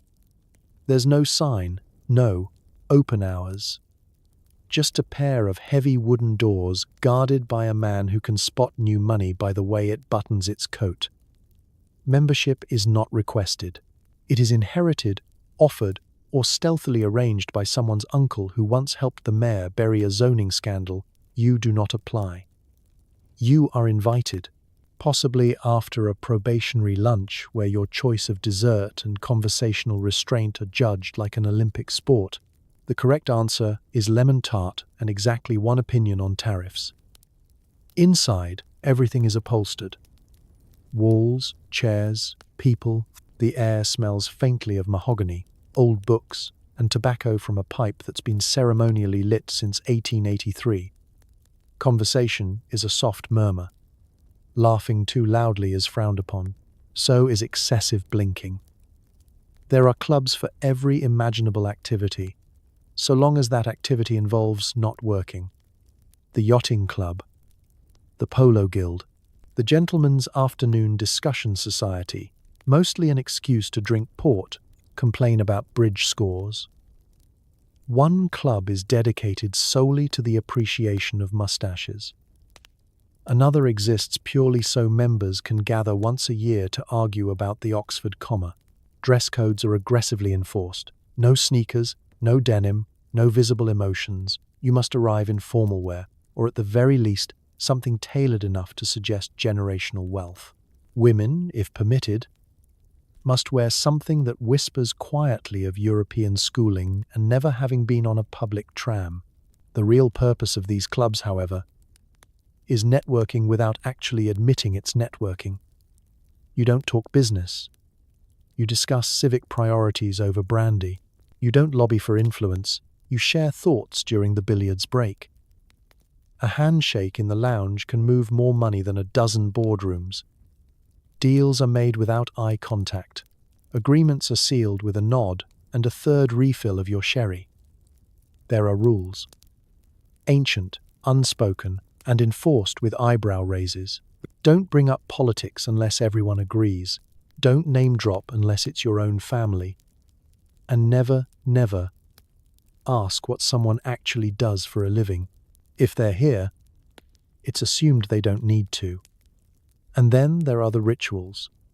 Annual dinners with toasts in Latin, secret handshakes that look suspiciously like jazz hands, a ceremonial carving of the roast duck that only one man is allowed to perform, and no one remembers why. It doesn't matter. He has the duck knife, and tradition is sacred. Of course, there's always a little mystery. A locked room no one speaks of. A portrait in the hallway, with eyes that definitely follow you. One club has a rumoured underground tunnel connecting it to the opera house. Another has a cellar labelled Cheese Vault that may or may not be code for something political. Because in the Roaring Twenties, secrecy wasn't shady, it was fashionable. Privacy meant power. And belonging to a club wasn't about leisure. It was about telling the world, I know things you don't. Wear vests for fun, and own 4 pocket watches, all inherited. And if you ever manage to find the entrance, remember the motto whispered through generations of velvet curtains. If you have to ask what the club does, you probably shouldn't be here. Rich kids were basically small, well-dressed investments. They're cared for by governesses, forbidden from doing anything fun, and expected to play the piano at dinner or risk being sent to boarding school in Switzerland. It begins the moment they're born, usually in a heavily curtained nursery lined with wallpaper that costs more than the average worker's annual salary. The crib is carved mahogany. The rattles are sterling silver. The baby blanket is made from rare Peruvian llama wool and monogrammed, just in case someone mistakes this infant for a regular baby. The child's schedule is set by a team: the governess, the nanny, the French tutor, and someone referred to only as Miss Plum. It is unclear what Miss Plum actually does, but she's always nearby with a very serious bonnet and a terrifyingly gentle voice. The parents are around, somewhere, occasionally glimpsed through a carriage window. The day begins at precisely 7 a.m. with a light breakfast of porridge, fresh fruit, and subtle pressure to live up to the family legacy. The child is dressed, not by themselves, heaven forbid, but by a small battalion of assistants. Socks are adjusted with surgical precision. Hair is brushed into compliance. No one under the age of 10 has seen their own reflection without assistance. Then it's time for education, not school. Lessons. Conducted in the drawing room by a governess with a library's worth of credentials and the patience of a heavily sedated saint. Subjects include literature, penmanship, ancient Greek, fencing theory, not practice too dangerous, and Latin, because nothing says childhood joy like declining verbs in a dead language. Music lessons are mandatory. You will learn piano. You will not enjoy it.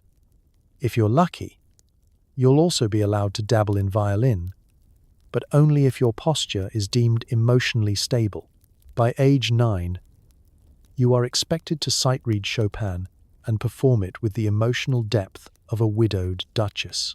Recess consists of structured walks, closely monitored play with siblings, and supervised encounters with ponies who have better hair than you. Dirt is forbidden. Running is discouraged. Laughing loudly is considered unrefined unless it's in French. Lunch is served in the nursery dining room, a misleading term, as no one is allowed to speak above a whisper or request second helpings. Meals are nutrient balanced and taste like etiquette. Dessert is a single sugared plum and a brief moment of eye contact with the cook, who you suspect may be your only true ally. The afternoon features more lessons, embroidery for the girls, and quiet contemplation for the boys. This sounds like a break, but really, it's just a formal way of saying, sit still and think about your inheritance. Reading is encouraged, as long as it's morally improving and includes at least one moral dilemma resolved through impeccable posture. Occasionally, children are paraded downstairs to say hello to guests. This is known as the children's hour, and it is both a test and a trap. You must curtsy or bow, recite something memorized, and possibly play a small piece on the piano while adults sit port and pretend to care. Smiling too much is considered frivolous. Smiling too little might send you straight to Switzerland. By evening, you are escorted upstairs by candlelight. Bath time involves an unnecessarily large tub, lavender soap, and exactly 4 splashes before the fun is declared over. Bedtime stories are read in a soothing monotone from books with titles like Moral Tales for Upright Youth or The Dangers of Idleness. A cautionary fable. And as you drift off to sleep under a heavy quilt stitched by French nuns, your final thought is simple. One day, you too may inherit a vast fortune, and the crippling expectation to raise children who never smile in photographs. Because in high society, children aren't just people. They're a long-term investment portfolio in patent leather shoes. Your personal physician comes to you, armed with leeches, dubious advice, and a bottle of brandy. If you sneeze, someone fetches a specialist. If you stub your toe, you get a week off from strenuous thinking. Being rich in the 1920s means you don't visit the doctor. The doctor visits you, always. Preferably through a side entrance, wearing a hat that says, "I'm here for your gout, not your reputation." His medical bag contains everything from smelling salts to a silver thermometer to whatever tonic he brewed in his cousin's garage.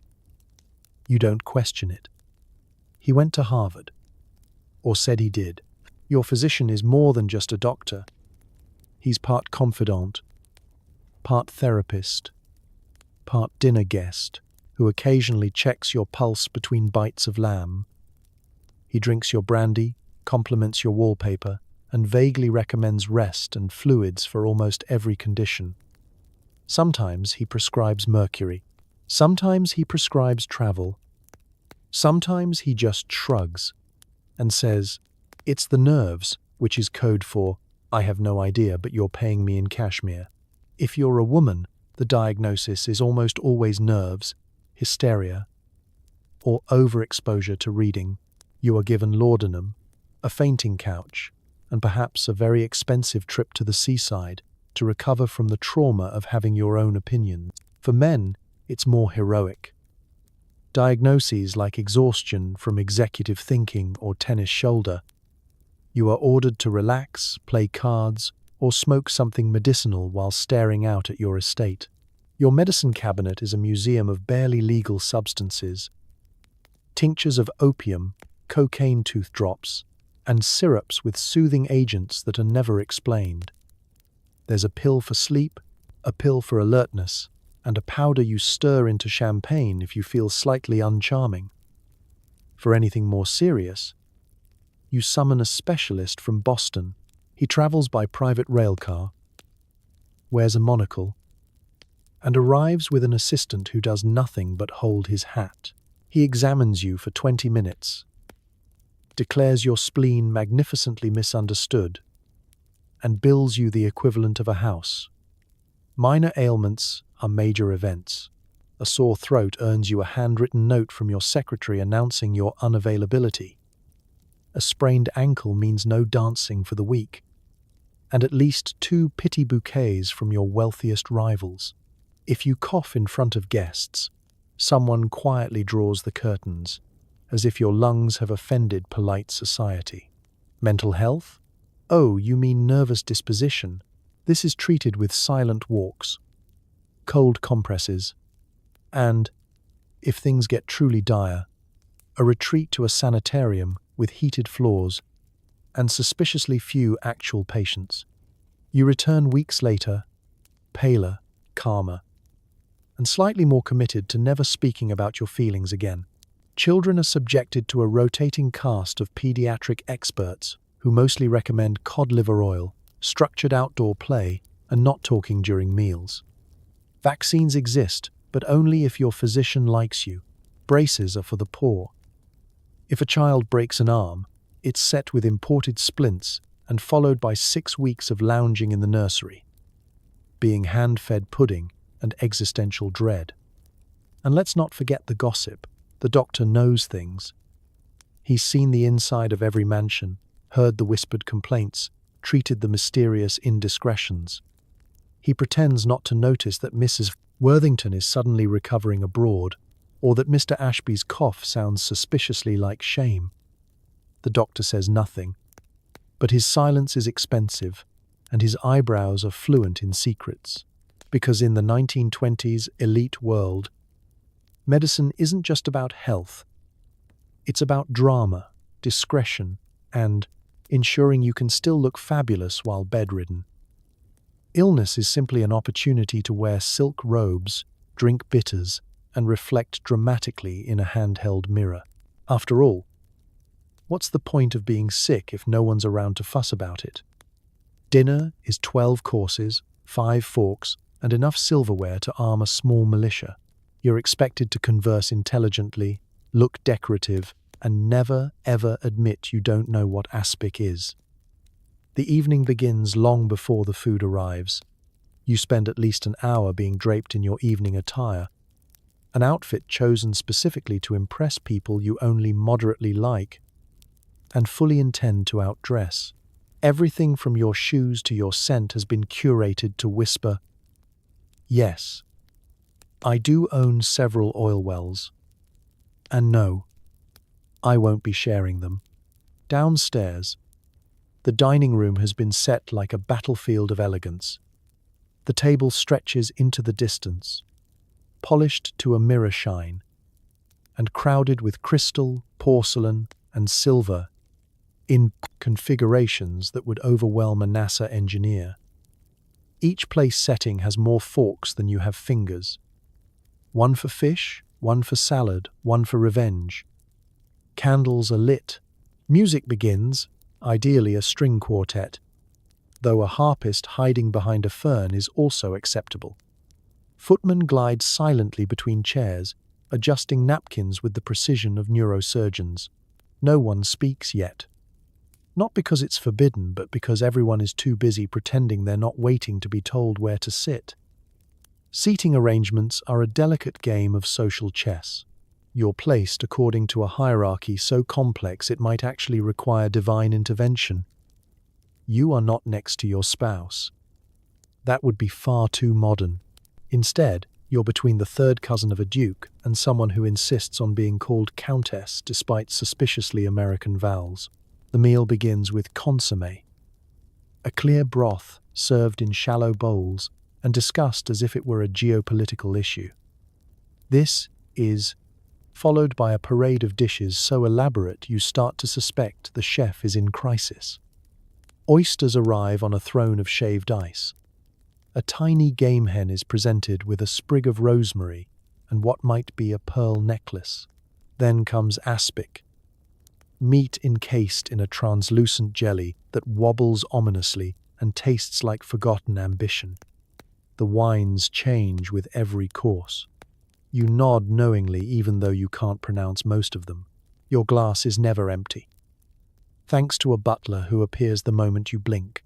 By the time the fish arrives, delicately poached and topped with a sauce that's been passed down through generations of emotionally distant Frenchmen, you're floating somewhere between tipsy and philosophically confused. Conversation flows like the Madeira. You discuss politics in the vaguest terms possible. You compliment the host's new marble floors. You pretend to care deeply about someone's trip to Vienna. The goal is to be charming, mysterious, and mildly unapproachable. Laughing too loudly is gauche, unless it's at something in French, in which case, très chic. By course 7, the meat arrives. Always dramatic. Always carved tableside by a man whose sole purpose is to make roast beef seem like a religious experience. Sides include vegetables so overcooked they might have seen the Civil War. No one touches the peas. The peas are ornamental. Cheese follows, then salad, then sorbet to cleanse the palate, which is code for, "We're not done punishing you with cutlery." Dessert is a multi-tiered triumph of sugar, architecture, and structural engineering. There is likely spun sugar involved, maybe fire. Finally, after 2 hours, and one identity crisis. Coffee is served. You don't ask for it, it simply materializes. Petite fours arrive on a tray held by a man who looks like he hasn't blinked since Prohibition began. You take one. You're full. But it's tradition. And tradition must be obeyed, because in the world of the Gilded Age, elite, dinner isn't about hunger. It's about spectacle, status, survival of the most symmetrical. And if you leave the table without mild indigestion and 3 new enemies, were you even at dinner? Evenings wind down with cognac, billiards, and competitive cigar smoking. If you're not slightly tipsy and surrounded by people with titles longer than their job history, you're doing it wrong. The grand dining room is finally behind you. 12 courses, 42 polite nods, and 1 suspicious comment about someone's hat have left you emotionally full and spiritually dehydrated. But now is when the real evening begins. The one that doesn't involve salad forks or French verbs. You adjourn to the lounge. It's called a lounge because room where you sit around and forget how to stand sounded too honest. The lighting is dim, the furniture is deep, and the air smells like tobacco, wood polish, and secrets someone brought back from Europe. A tray appears. You didn't summon it.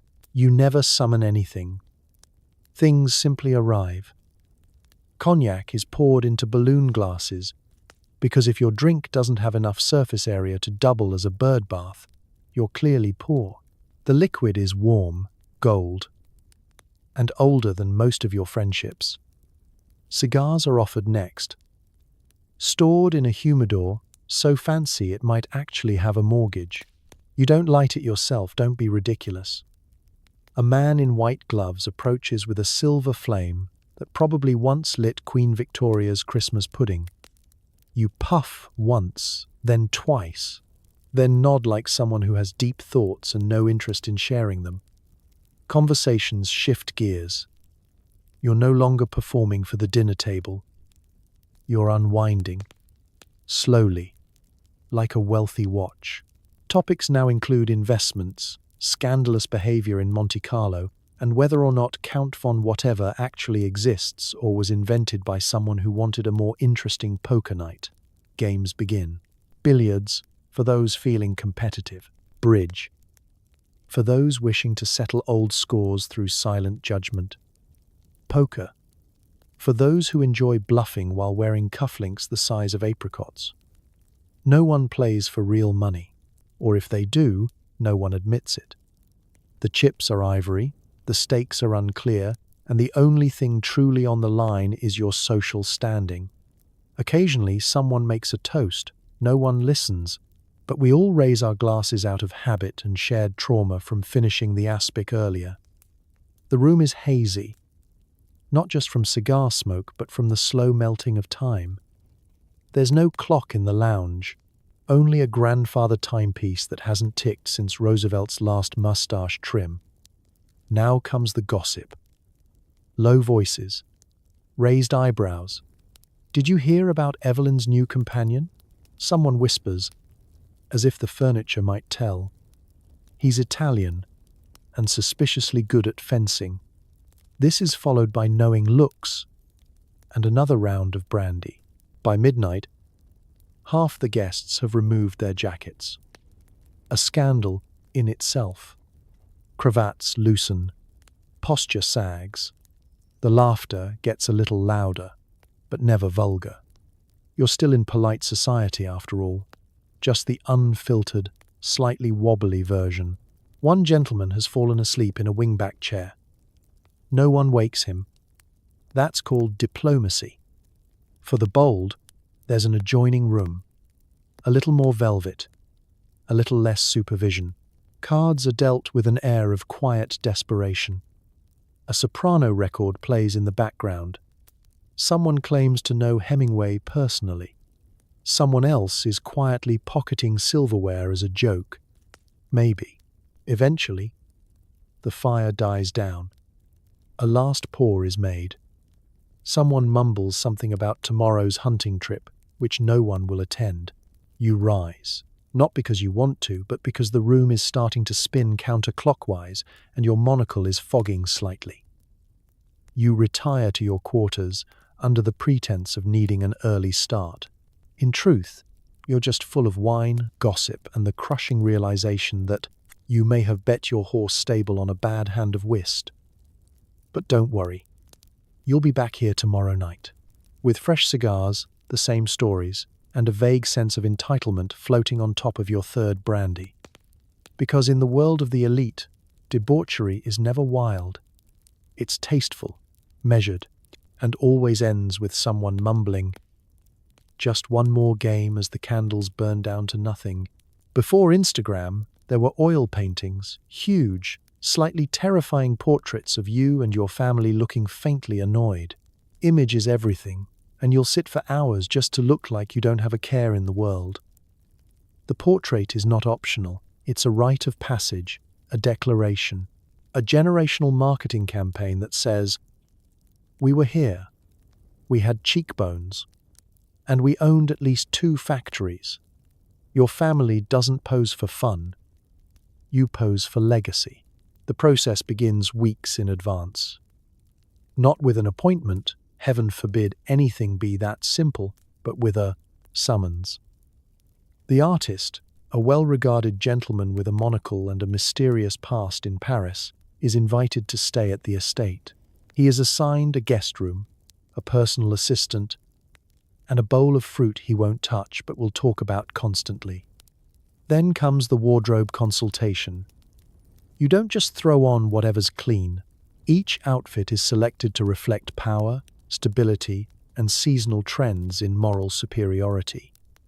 The children are dressed like miniature nobles. You wear enough velvet to smother a bishop. Your spouse is gently styled to suggest fertility, piety, or both. Even the family dog gets a blowout. The background must tell a story. A rolling landscape to hint at land ownership. A grand library to suggest literacy. A marble column, inexplicably indoors, to convey Roman values or at least strong thighs. The goal is to look effortlessly magnificent. The reality is you've spent 3 days arguing about curtain placement and whether your youngest child can be trusted not to blink. Then you sit. You don't smile, that would be tacky. Instead, you stare just past the artist, as if you've glimpsed the future, and it involves even more wealth. Your mouth is closed. Your hands are posed in what painters call noble restraint, and what normal people call aggressively uncomfortable. Children are bribed with sweets. The baby is held by a governess who is later painted out entirely. The artist mumbles things like, "Hold that expression, no. More aloof. Yes. More indifferent to suffering." You're expected to stay motionless for hours. If you shift, the artist sighs dramatically and starts over.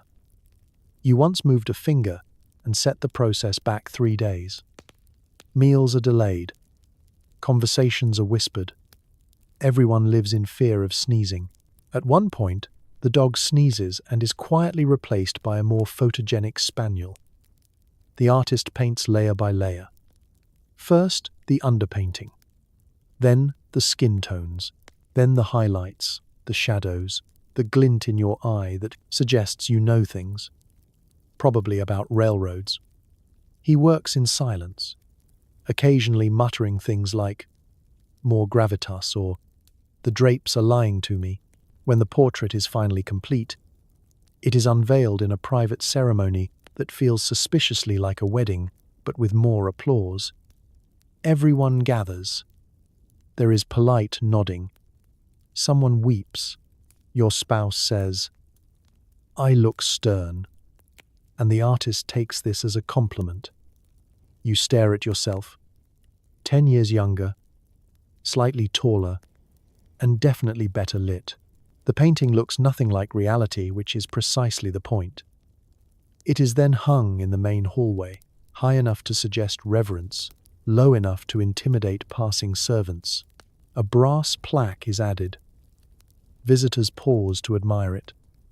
Children are warned never to touch it. The family ghost, if you have one, begins haunting it out of professional jealousy. Because in the 1920s, a family portrait wasn't about capturing who you were. It was about presenting who you wanted to be remembered as: stoic, wealthy, and dressed like upholstery. No filters, no edits. Just oil, canvas, and the quiet scream of a 7-year-old holding that pose for 5 hours. And long after you're gone, that enormous painting will remain, watching, judging, reminding your descendants that they, too, must one day sit still and look casually immortal. There's always another party, another house, another jewel. Status is a competition, and the real winner is whoever can build a summer home in the shape of their own ego. In the Roaring 1920s, being rich wasn't enough. You had to be richer, flashier, more mysterious. If you simply inherited a fortune and managed it wisely, congratulations, you were boring. But if you threw dinner parties that ended in a champagne-fueled waltz across the roof, now that was culture. Everything, absolutely everything, was a game of one-upmanship. Your rival buys a yacht, you buy a fleet. They get a Renoir, you commission a painting of your cat in the style of Renoir. They summer in the Hamptons. You buy the part of the coast they're not allowed to look at and build a marble statue of yourself just to ruin their view. Parties were weapons. Invitations were sharpened like blades. You're invited actually meant, you weren't invited last time and I'm making a point. Guest lists were composed with military precision. Seating charts were passive-aggressive manifestos. You'd know exactly where you stood in society based on whether you were seated next to a duchess or the coat rack. Even charity events were competitive blood sport. One heiress throws a ball for the orphanage. You host an entire opera in the orphanage and make the children sing the overture. People clapped, not for the music, for the gesture. There were architecture feuds. One man adds a ballroom, his rival adds 2, and then casually mentions that the floor is made of imported Venetian glass blessed by a pope. Another woman builds a conservatory so vast it has its own weather system. Her neighbor retaliates by planting a hedge maze and hiring a butler to explain it. Houses weren't homes, they were declarations. One tycoon builds a staircase so long you need a snack halfway up. His neighbor installs 2 grand staircases, one for ascending and one for descending, because elegance means never sharing footsteps. Kitchens were stocked not with food but with envy. If your refrigerator wasn't chrome and big enough to house a cow, were you even trying? Jewelry was another battleground. Brooches weren't decorative, they were strategic armor. If someone wore diamonds, you wore historical diamonds, preferably ones with a tragic backstory involving Russian royalty, emeralds the size of gobstoppers, sapphires named after disgraced monarchs. You didn't wear jewelry to shine, you wore it to silence a room. Even gossip was weaponized. Whispers of scandal were currency. Did you hear about the Astors? Someone would murmur, while fanning themselves just hard enough to imply they knew everything. Reputation was everything. And if you couldn't defend yours in polite conversation, you'd better be able to buy out the newspaper. Children were also dragged into it. Not literally, too undignified, but metaphorically launched like tiny social missiles. Your daughter debuts at 17. Mine debuts at Versailles, with fireworks. Your son goes to Harvard? Mine has a private tutor who founded Harvard. And don't forget fashion. Hats that blocked sunlight and social interaction. Gowns that required scaffolding. Gloves so delicate you needed a specialist just to put them on. To be seen wearing the same outfit twice was to admit defeat. You might as well turn in your tiara. But for all the drama, the rivalry, the performative generosity and rhinestone battles, it wasn't really about the things. It was about being seen, noticed, whispered about behind fans. They didn't want to be happy. They wanted to be legendary. Because in the world of the ultra-rich, being rich wasn't the end goal. Being envied was. And if you had to build a 40-room guest house just to host the people who didn't make the cut for your real party, so be it. It's not personal. It's just class warfare. But with better champagne, as you slip into bed, you're blissfully unaware that in just a couple years, everything will change. The world is about to spin off its axis. But for now, your biggest problem is deciding which silk pajamas to wear to breakfast. Your mansion is quiet, save for the faint hum of someone polishing a hallway you haven't walked through in months. The jazz has died down. The pearls have been locked away. Your butler has finally gone to bed after ironing your sleepwear and muttering something ominous in French. Outside, the stock market is doing unexplainable things, but you don't worry. Why would you? Numbers always go up. Money flows like your imported Bordeaux. Everyone you know is building something bigger, flashier, more Roman columns. It's the American dream, now with foie gras. You've never felt richer, which is precisely the problem. The signs are there, if you squint. Your favorite investment banker is suddenly very interested in livestock.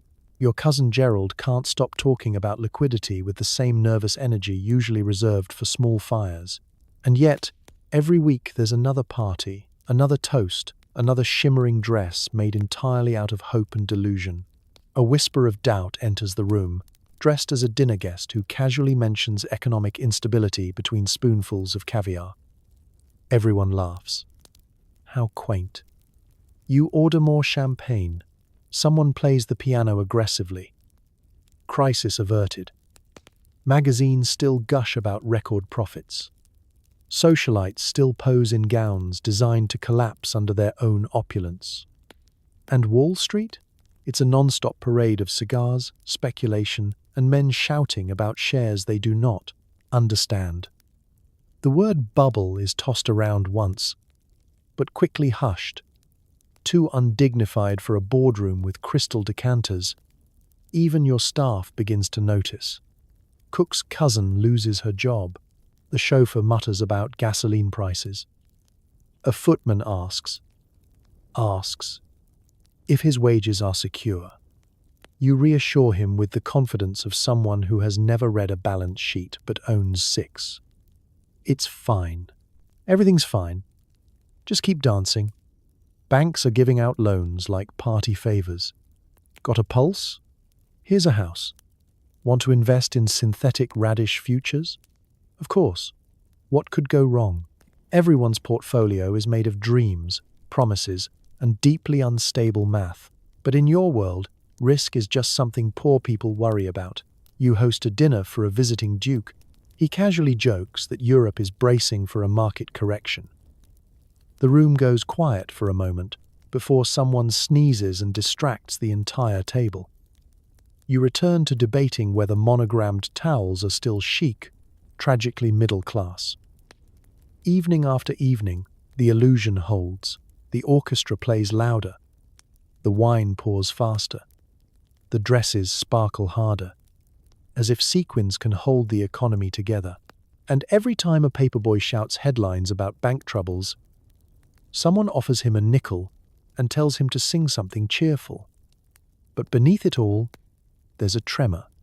Small, insistent, like a cracked chandelier swaying slightly out of rhythm. Something's coming. You can feel it in the pauses between conversations, the hesitation in your accountant's voice, the silence when someone asks, "So what exactly is a margin call?" Still, you climb into your oversized bed, surrounded by feather pillows, gilded sconces, and the quiet belief that wealth is a shield, that fortunes are permanent, that parties never end. You fall asleep, dreaming of yachts and champagne and marble staircases wide enough to land a plane. And just down the road, The economy is teetering on a knife's edge, held together with speculation, wishful thinking, and a prayer to the god of unchecked capitalism, because this is the eve of disaster. And while you button up your pajamas and fluff your monogrammed pillow, history is quietly clearing its throat, preparing to flip the switch. Owning a lawn isn't enough. You need rolling vistas, imported hedges, and at least one peacock who looks perpetually unimpressed. Garden parties are an excuse to make everyone admire your shrubbery while pretending not to notice your neighbor's suspiciously wilted rose bushes. If you haven't lost a small child in your hedge maze by sundown, did you even host a proper soiree? Landscaping, in this world, is not about nature, it's about control. Every vine is meticulously trained, every flower bed shaped like a metaphor for your status. Your lawn isn't green, it's curated, fertilized by science, trimmed by precision, and stared at daily by a man with opinions about clover. Your estate boasts topiaries so elaborate they require a live-in artist. There's a shrub shaped like a swan, another like Napoleon, and one that just says, "Success" in cursive. The peacocks patrol this kingdom of foliage with disdain, silently judging any guest who wears last season's hat or refers to begonias as basic. Your gardener is not just a gardener, he's a philosopher with pruning shears. He speaks in Latin plant names and occasionally disappears for days to contemplate moss. You once overheard him muttering about a rival estate's lavender borders like they'd insulted his grandmother. Which, to be fair, they kind of had. Then there's the garden party, a ritual steeped in tradition, subtle aggression, and finger sandwiches. Invitations are engraved, scented, and hand-delivered by someone who definitely resents their job. Guests arrive precisely late, dressed in flowing fabrics that whisper against the breeze. No one walks, they glide. Tables are set up under a canopy of trees so symmetrical they could cause an existential crisis. Champagne flows like irrigation. Harpists play something baroque near the koi pond. And somewhere, always somewhere, someone is standing near a statue pretending not to notice the statue is them. Small talk is the primary activity. You discuss the weather as if you own it. And you probably do. Your estate has its own barometer. You compliment other people's gardens with the precise tone used for mediocre art. Your delphiniums are very brave this season. There's always a theme. Midsummer in Marseille. English decay. A celebration. One party was simply titled Lavender. Everyone wore lilac and spoke in half-truths. Someone brought a parrot. It recited Oscar Wilde and Bitter Duke. If you're truly committed, your garden includes features of escalating absurdity. A reflecting pool, for reflecting. A Grecian gazebo no one's allowed to touch. A flock of doves released at sunset to symbolize either peace or your ability to afford doves. No one's quite sure. Children are dressed like miniature lords and promptly vanish into the shrubbery. At least one ends up trapped in the hedge maze and emerges at dusk, speaking only in metaphors. This is considered a developmental milestone. Meanwhile, staff scurry about with trays of chilled cucumber, things no one asked for, and glasses of punch infused with herbs that may or may not be illegal. Someone whispers that the Earl of whatever is using artificial turf near the tennis lawn.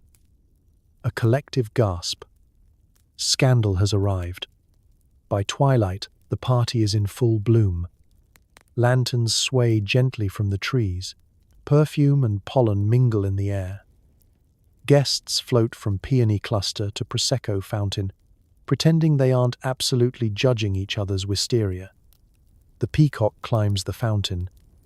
No one stops him. He's the real host now. As the night winds down, and guests depart with delicate yawns and passive-aggressive compliments, you survey your kingdom of curated chaos. You've outgardened them all. For now. because in the Gilded Age, flowers weren't just decorative.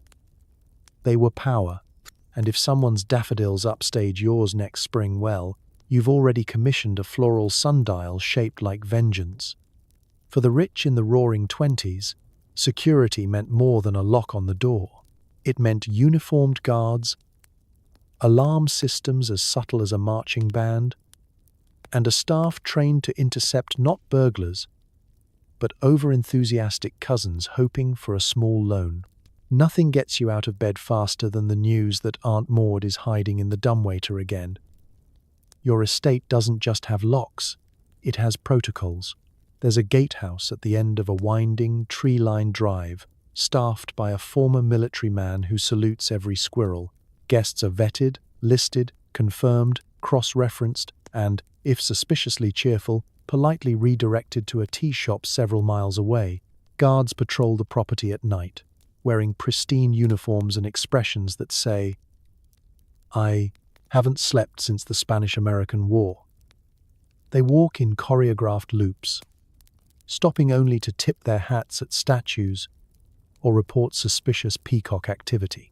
One of them swears he saw your third cousin trying to scale the rose trellis with a forged invitation.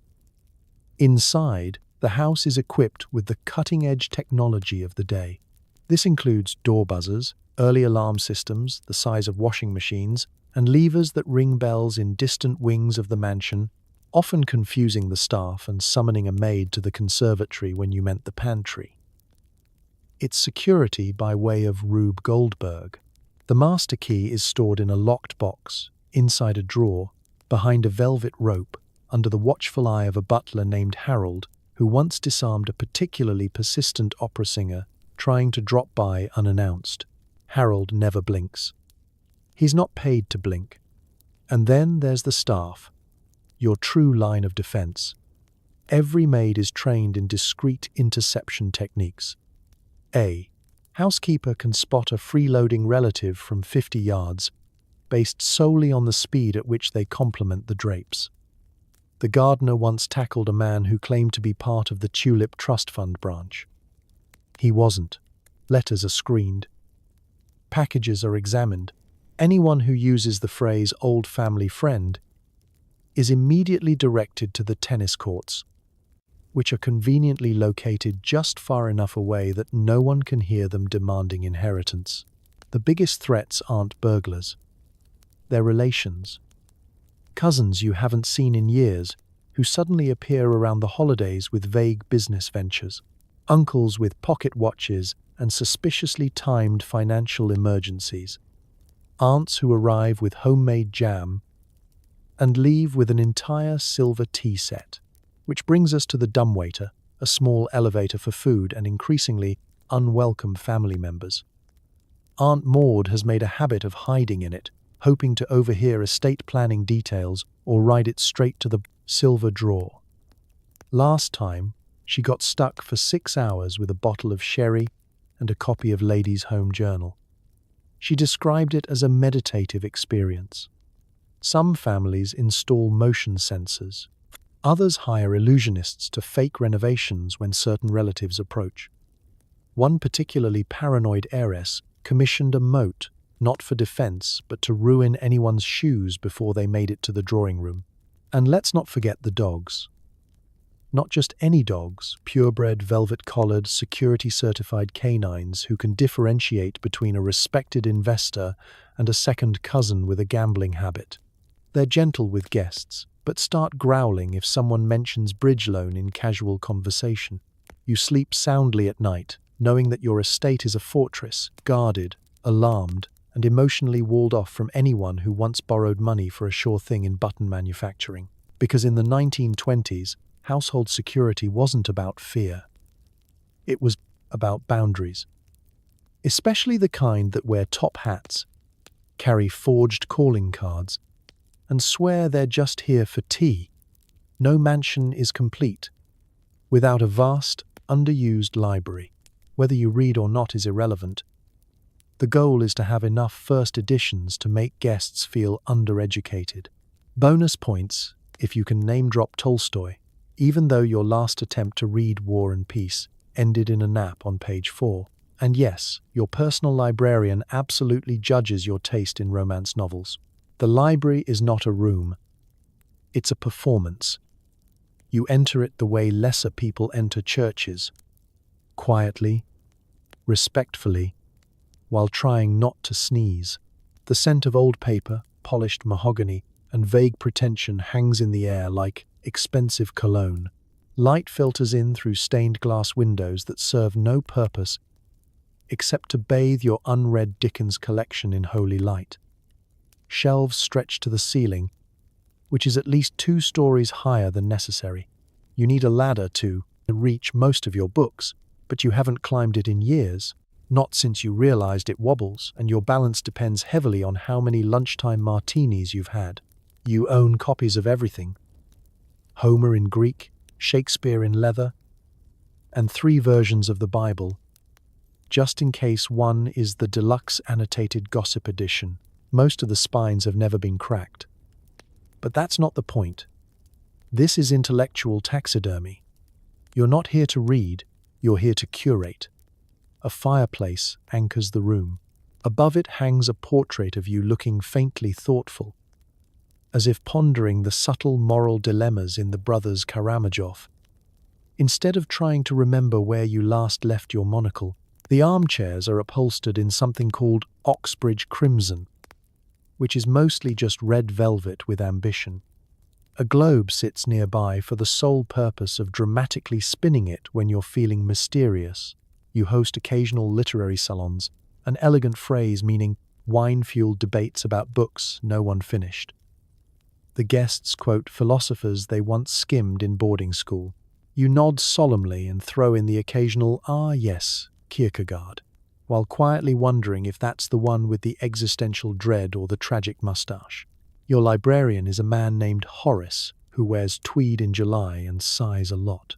He knows which books are real, which are just bindings over boxes of matches, and which ones you secretly borrowed from your cousin in 1914 and never returned. Horace maintains the Dewey Decimal System like it's sacred scripture and leaves passive-aggressive notes when you misfile anything under memoir that was clearly delusional fiction. Despite appearances, you do read, occasionally, mostly the scandalous romance series hidden behind the encyclopedias, the kind with titles like The Duke's Dangerous Dilemma or Satin Sin at Sunset. You read them with a brandy in hand, one eyebrow raised, and a blanket that cost more than a bicycle. There's a secret compartment in one shelf, not because it hides anything illicit, but because every wealthy library must include something secret. In your case, it conceals emergency truffles and a tiny bottle of gin, which you refer to as your philosopher's toolkit. Visitors are encouraged to peruse the shelves, just not touch anything. If they attempt to open a book, a silent alarm goes off in Horace's mind, and he materializes behind them with a look that can curdle milk. You explain that many of the books are fragile antiques and absolutely not held together by decorative tape. Because in the gilded world of the elite, a library isn't a place to learn, it's a stage, a flex, a velvet-lined sanctuary where your intelligence is measured in shelf length, your wisdom in volume count, and your self-worth by how confidently you mispronounce Nietzsche. And if anyone asks what your favorite book is, you smile faintly, gaze toward the middle distance, and whisper, whichever one has the fewest pages. If it involves white pants and no actual sweating, it's probably a rich person's sport. You spend your days perfecting a golf swing that frightens birds, racing yachts that cost more than most neighborhoods, and inventing new games no one else understands, like synchronized inheritance, where everyone pretends not to care about grandpa's will. Exercise, as a concept, is too proletarian. You prefer activities. Golf, for instance. A leisurely stroll interrupted by occasional violence towards small white balls. You don't carry your own clubs. Don't be absurd. You have a caddy, a coach, and a valet who specializes in linen wrinkling prevention. Your swing is inconsistent. Your aim is questionable, but your outfit? Impeccable. A cashmere vest, tailored slacks, and shoes so white they could host a tea party. The course itself is less of a sports field and more of a curated landscape. Rolling hills, imported sand traps, and a pond with decorative swans who get startled every time you overshoot. The ninth hole has a champagne station. Not a water cooler, champagne. Water is for peasants and plants. And then there's yachting. Not sailing. Yachting, which is sailing's older, richer, lazier cousin. The yacht isn't for speed or utility, it's a floating drawing room with sails. You race, technically, but it's mostly an excuse to be seen standing on teak decks in a captain's hat you've never earned. A crew handles the actual boat parts while you sip brandy and pretend to care about wind direction. You once hosted a regatta purely out of spite. Your rival had just bought a new boat, so you organized an entire coastal showdown just to prove that yours had better wood polish. The judges didn't even know the rules. That was fine. The winner was whoever had the best hors d'oeuvres at sea. Tennis is also popular, but mostly for the aesthetics. White skirts, smooth lawns, polite applause. It's less about winning and more about not sweating. You always play doubles, so there's someone else to blame. The racket is monogrammed. The tennis balls are fresh, and your opponent is usually a viscount's daughter who claims she played a little at Oxford while casually destroying you in 5 straight sets. Then there are the invented games. You and your friends once created a sport called estate croquet. The rules were unclear, the mallets were antique, and the playing field spanned 3 acres and a hedge maze. No one actually won, but a minor baron was disqualified for tampering with the lawn. But the most competitive sport of all is never played outside. It's synchronized inheritance. Here's how it works. A wealthy elder nears the end of their dynasty, and suddenly every heir becomes suspiciously available. Weekend visits multiply. Just dropping by becomes a family tradition. You all insist you're not interested in the will, that it's about spending time together while wearing suits tailored for maximum sympathy. Conversations are coded. Compliments are weaponized. One cousin bakes cookies. Another installs a new roof just because. Meanwhile, you reread the last version of the estate documents like it's the Magna Carta, noting with increasing panic that your name might be spelled slightly wrong. Again, no one admits it's a competition. That would be vulgar. But when Grandpa smiles at your cousin's soufflé, you grip your wine glass a little tighter. Synchronized inheritance is all about timing, grace, and pretending not to check the codicil while pretending not to care. Because in the world of the fabulously wealthy, even leisure is strategic. Sports aren't about fitness, they're about flair. And the only real rule? Never let them see you sweat, especially if you're wearing white. So here we are, drifting quietly at the edge of the Roaring Twenties, your silk pajamas still pressed, the echoes of jazz and laughter fading as the mansion grows silent. You've spent your imaginary day being waited on hand and foot, feasting and flaunting, gossiping about garden parties, and fretting over the correct number of forks at dinner. Maybe you've wrestled a peacock or two, lost your way in the library, and pondered why anyone needs a bathroom with its own chandelier. And yet, beneath the sparkle and excess, you've felt it. The constant hum of anxiety, the desperate need to impress, the pressure to stay at the top. For every gilded hallway, there's a draft. For every mountain of caviar, a looming shadow on the horizon. The Great Depression is coming, and not even the best-dressed butler can sweep that under the rug. But here's the thing about history. No matter how ridiculous, privileged, or downright bonkers people's lives get, they're still just people, hoping, hustling, making terrible investment decisions, and, occasionally remembering to be kind. Some survived, some stumbled, and some finally learned that happiness isn't measured in gold-plated toilet handles. So tonight, as you tuck yourself into a bed that is mercifully yours, and as you listen to the quiet hum of your fan, the gentle creak of a house that doesn't require its own map, let yourself feel a little gratitude for the comforts you have. No need for a butler or a personal dog chef. No secret passageways to your breakfast nook. Just the small, stubborn comforts of the modern world. Clean sheets, warm lights, and a little peace of mind.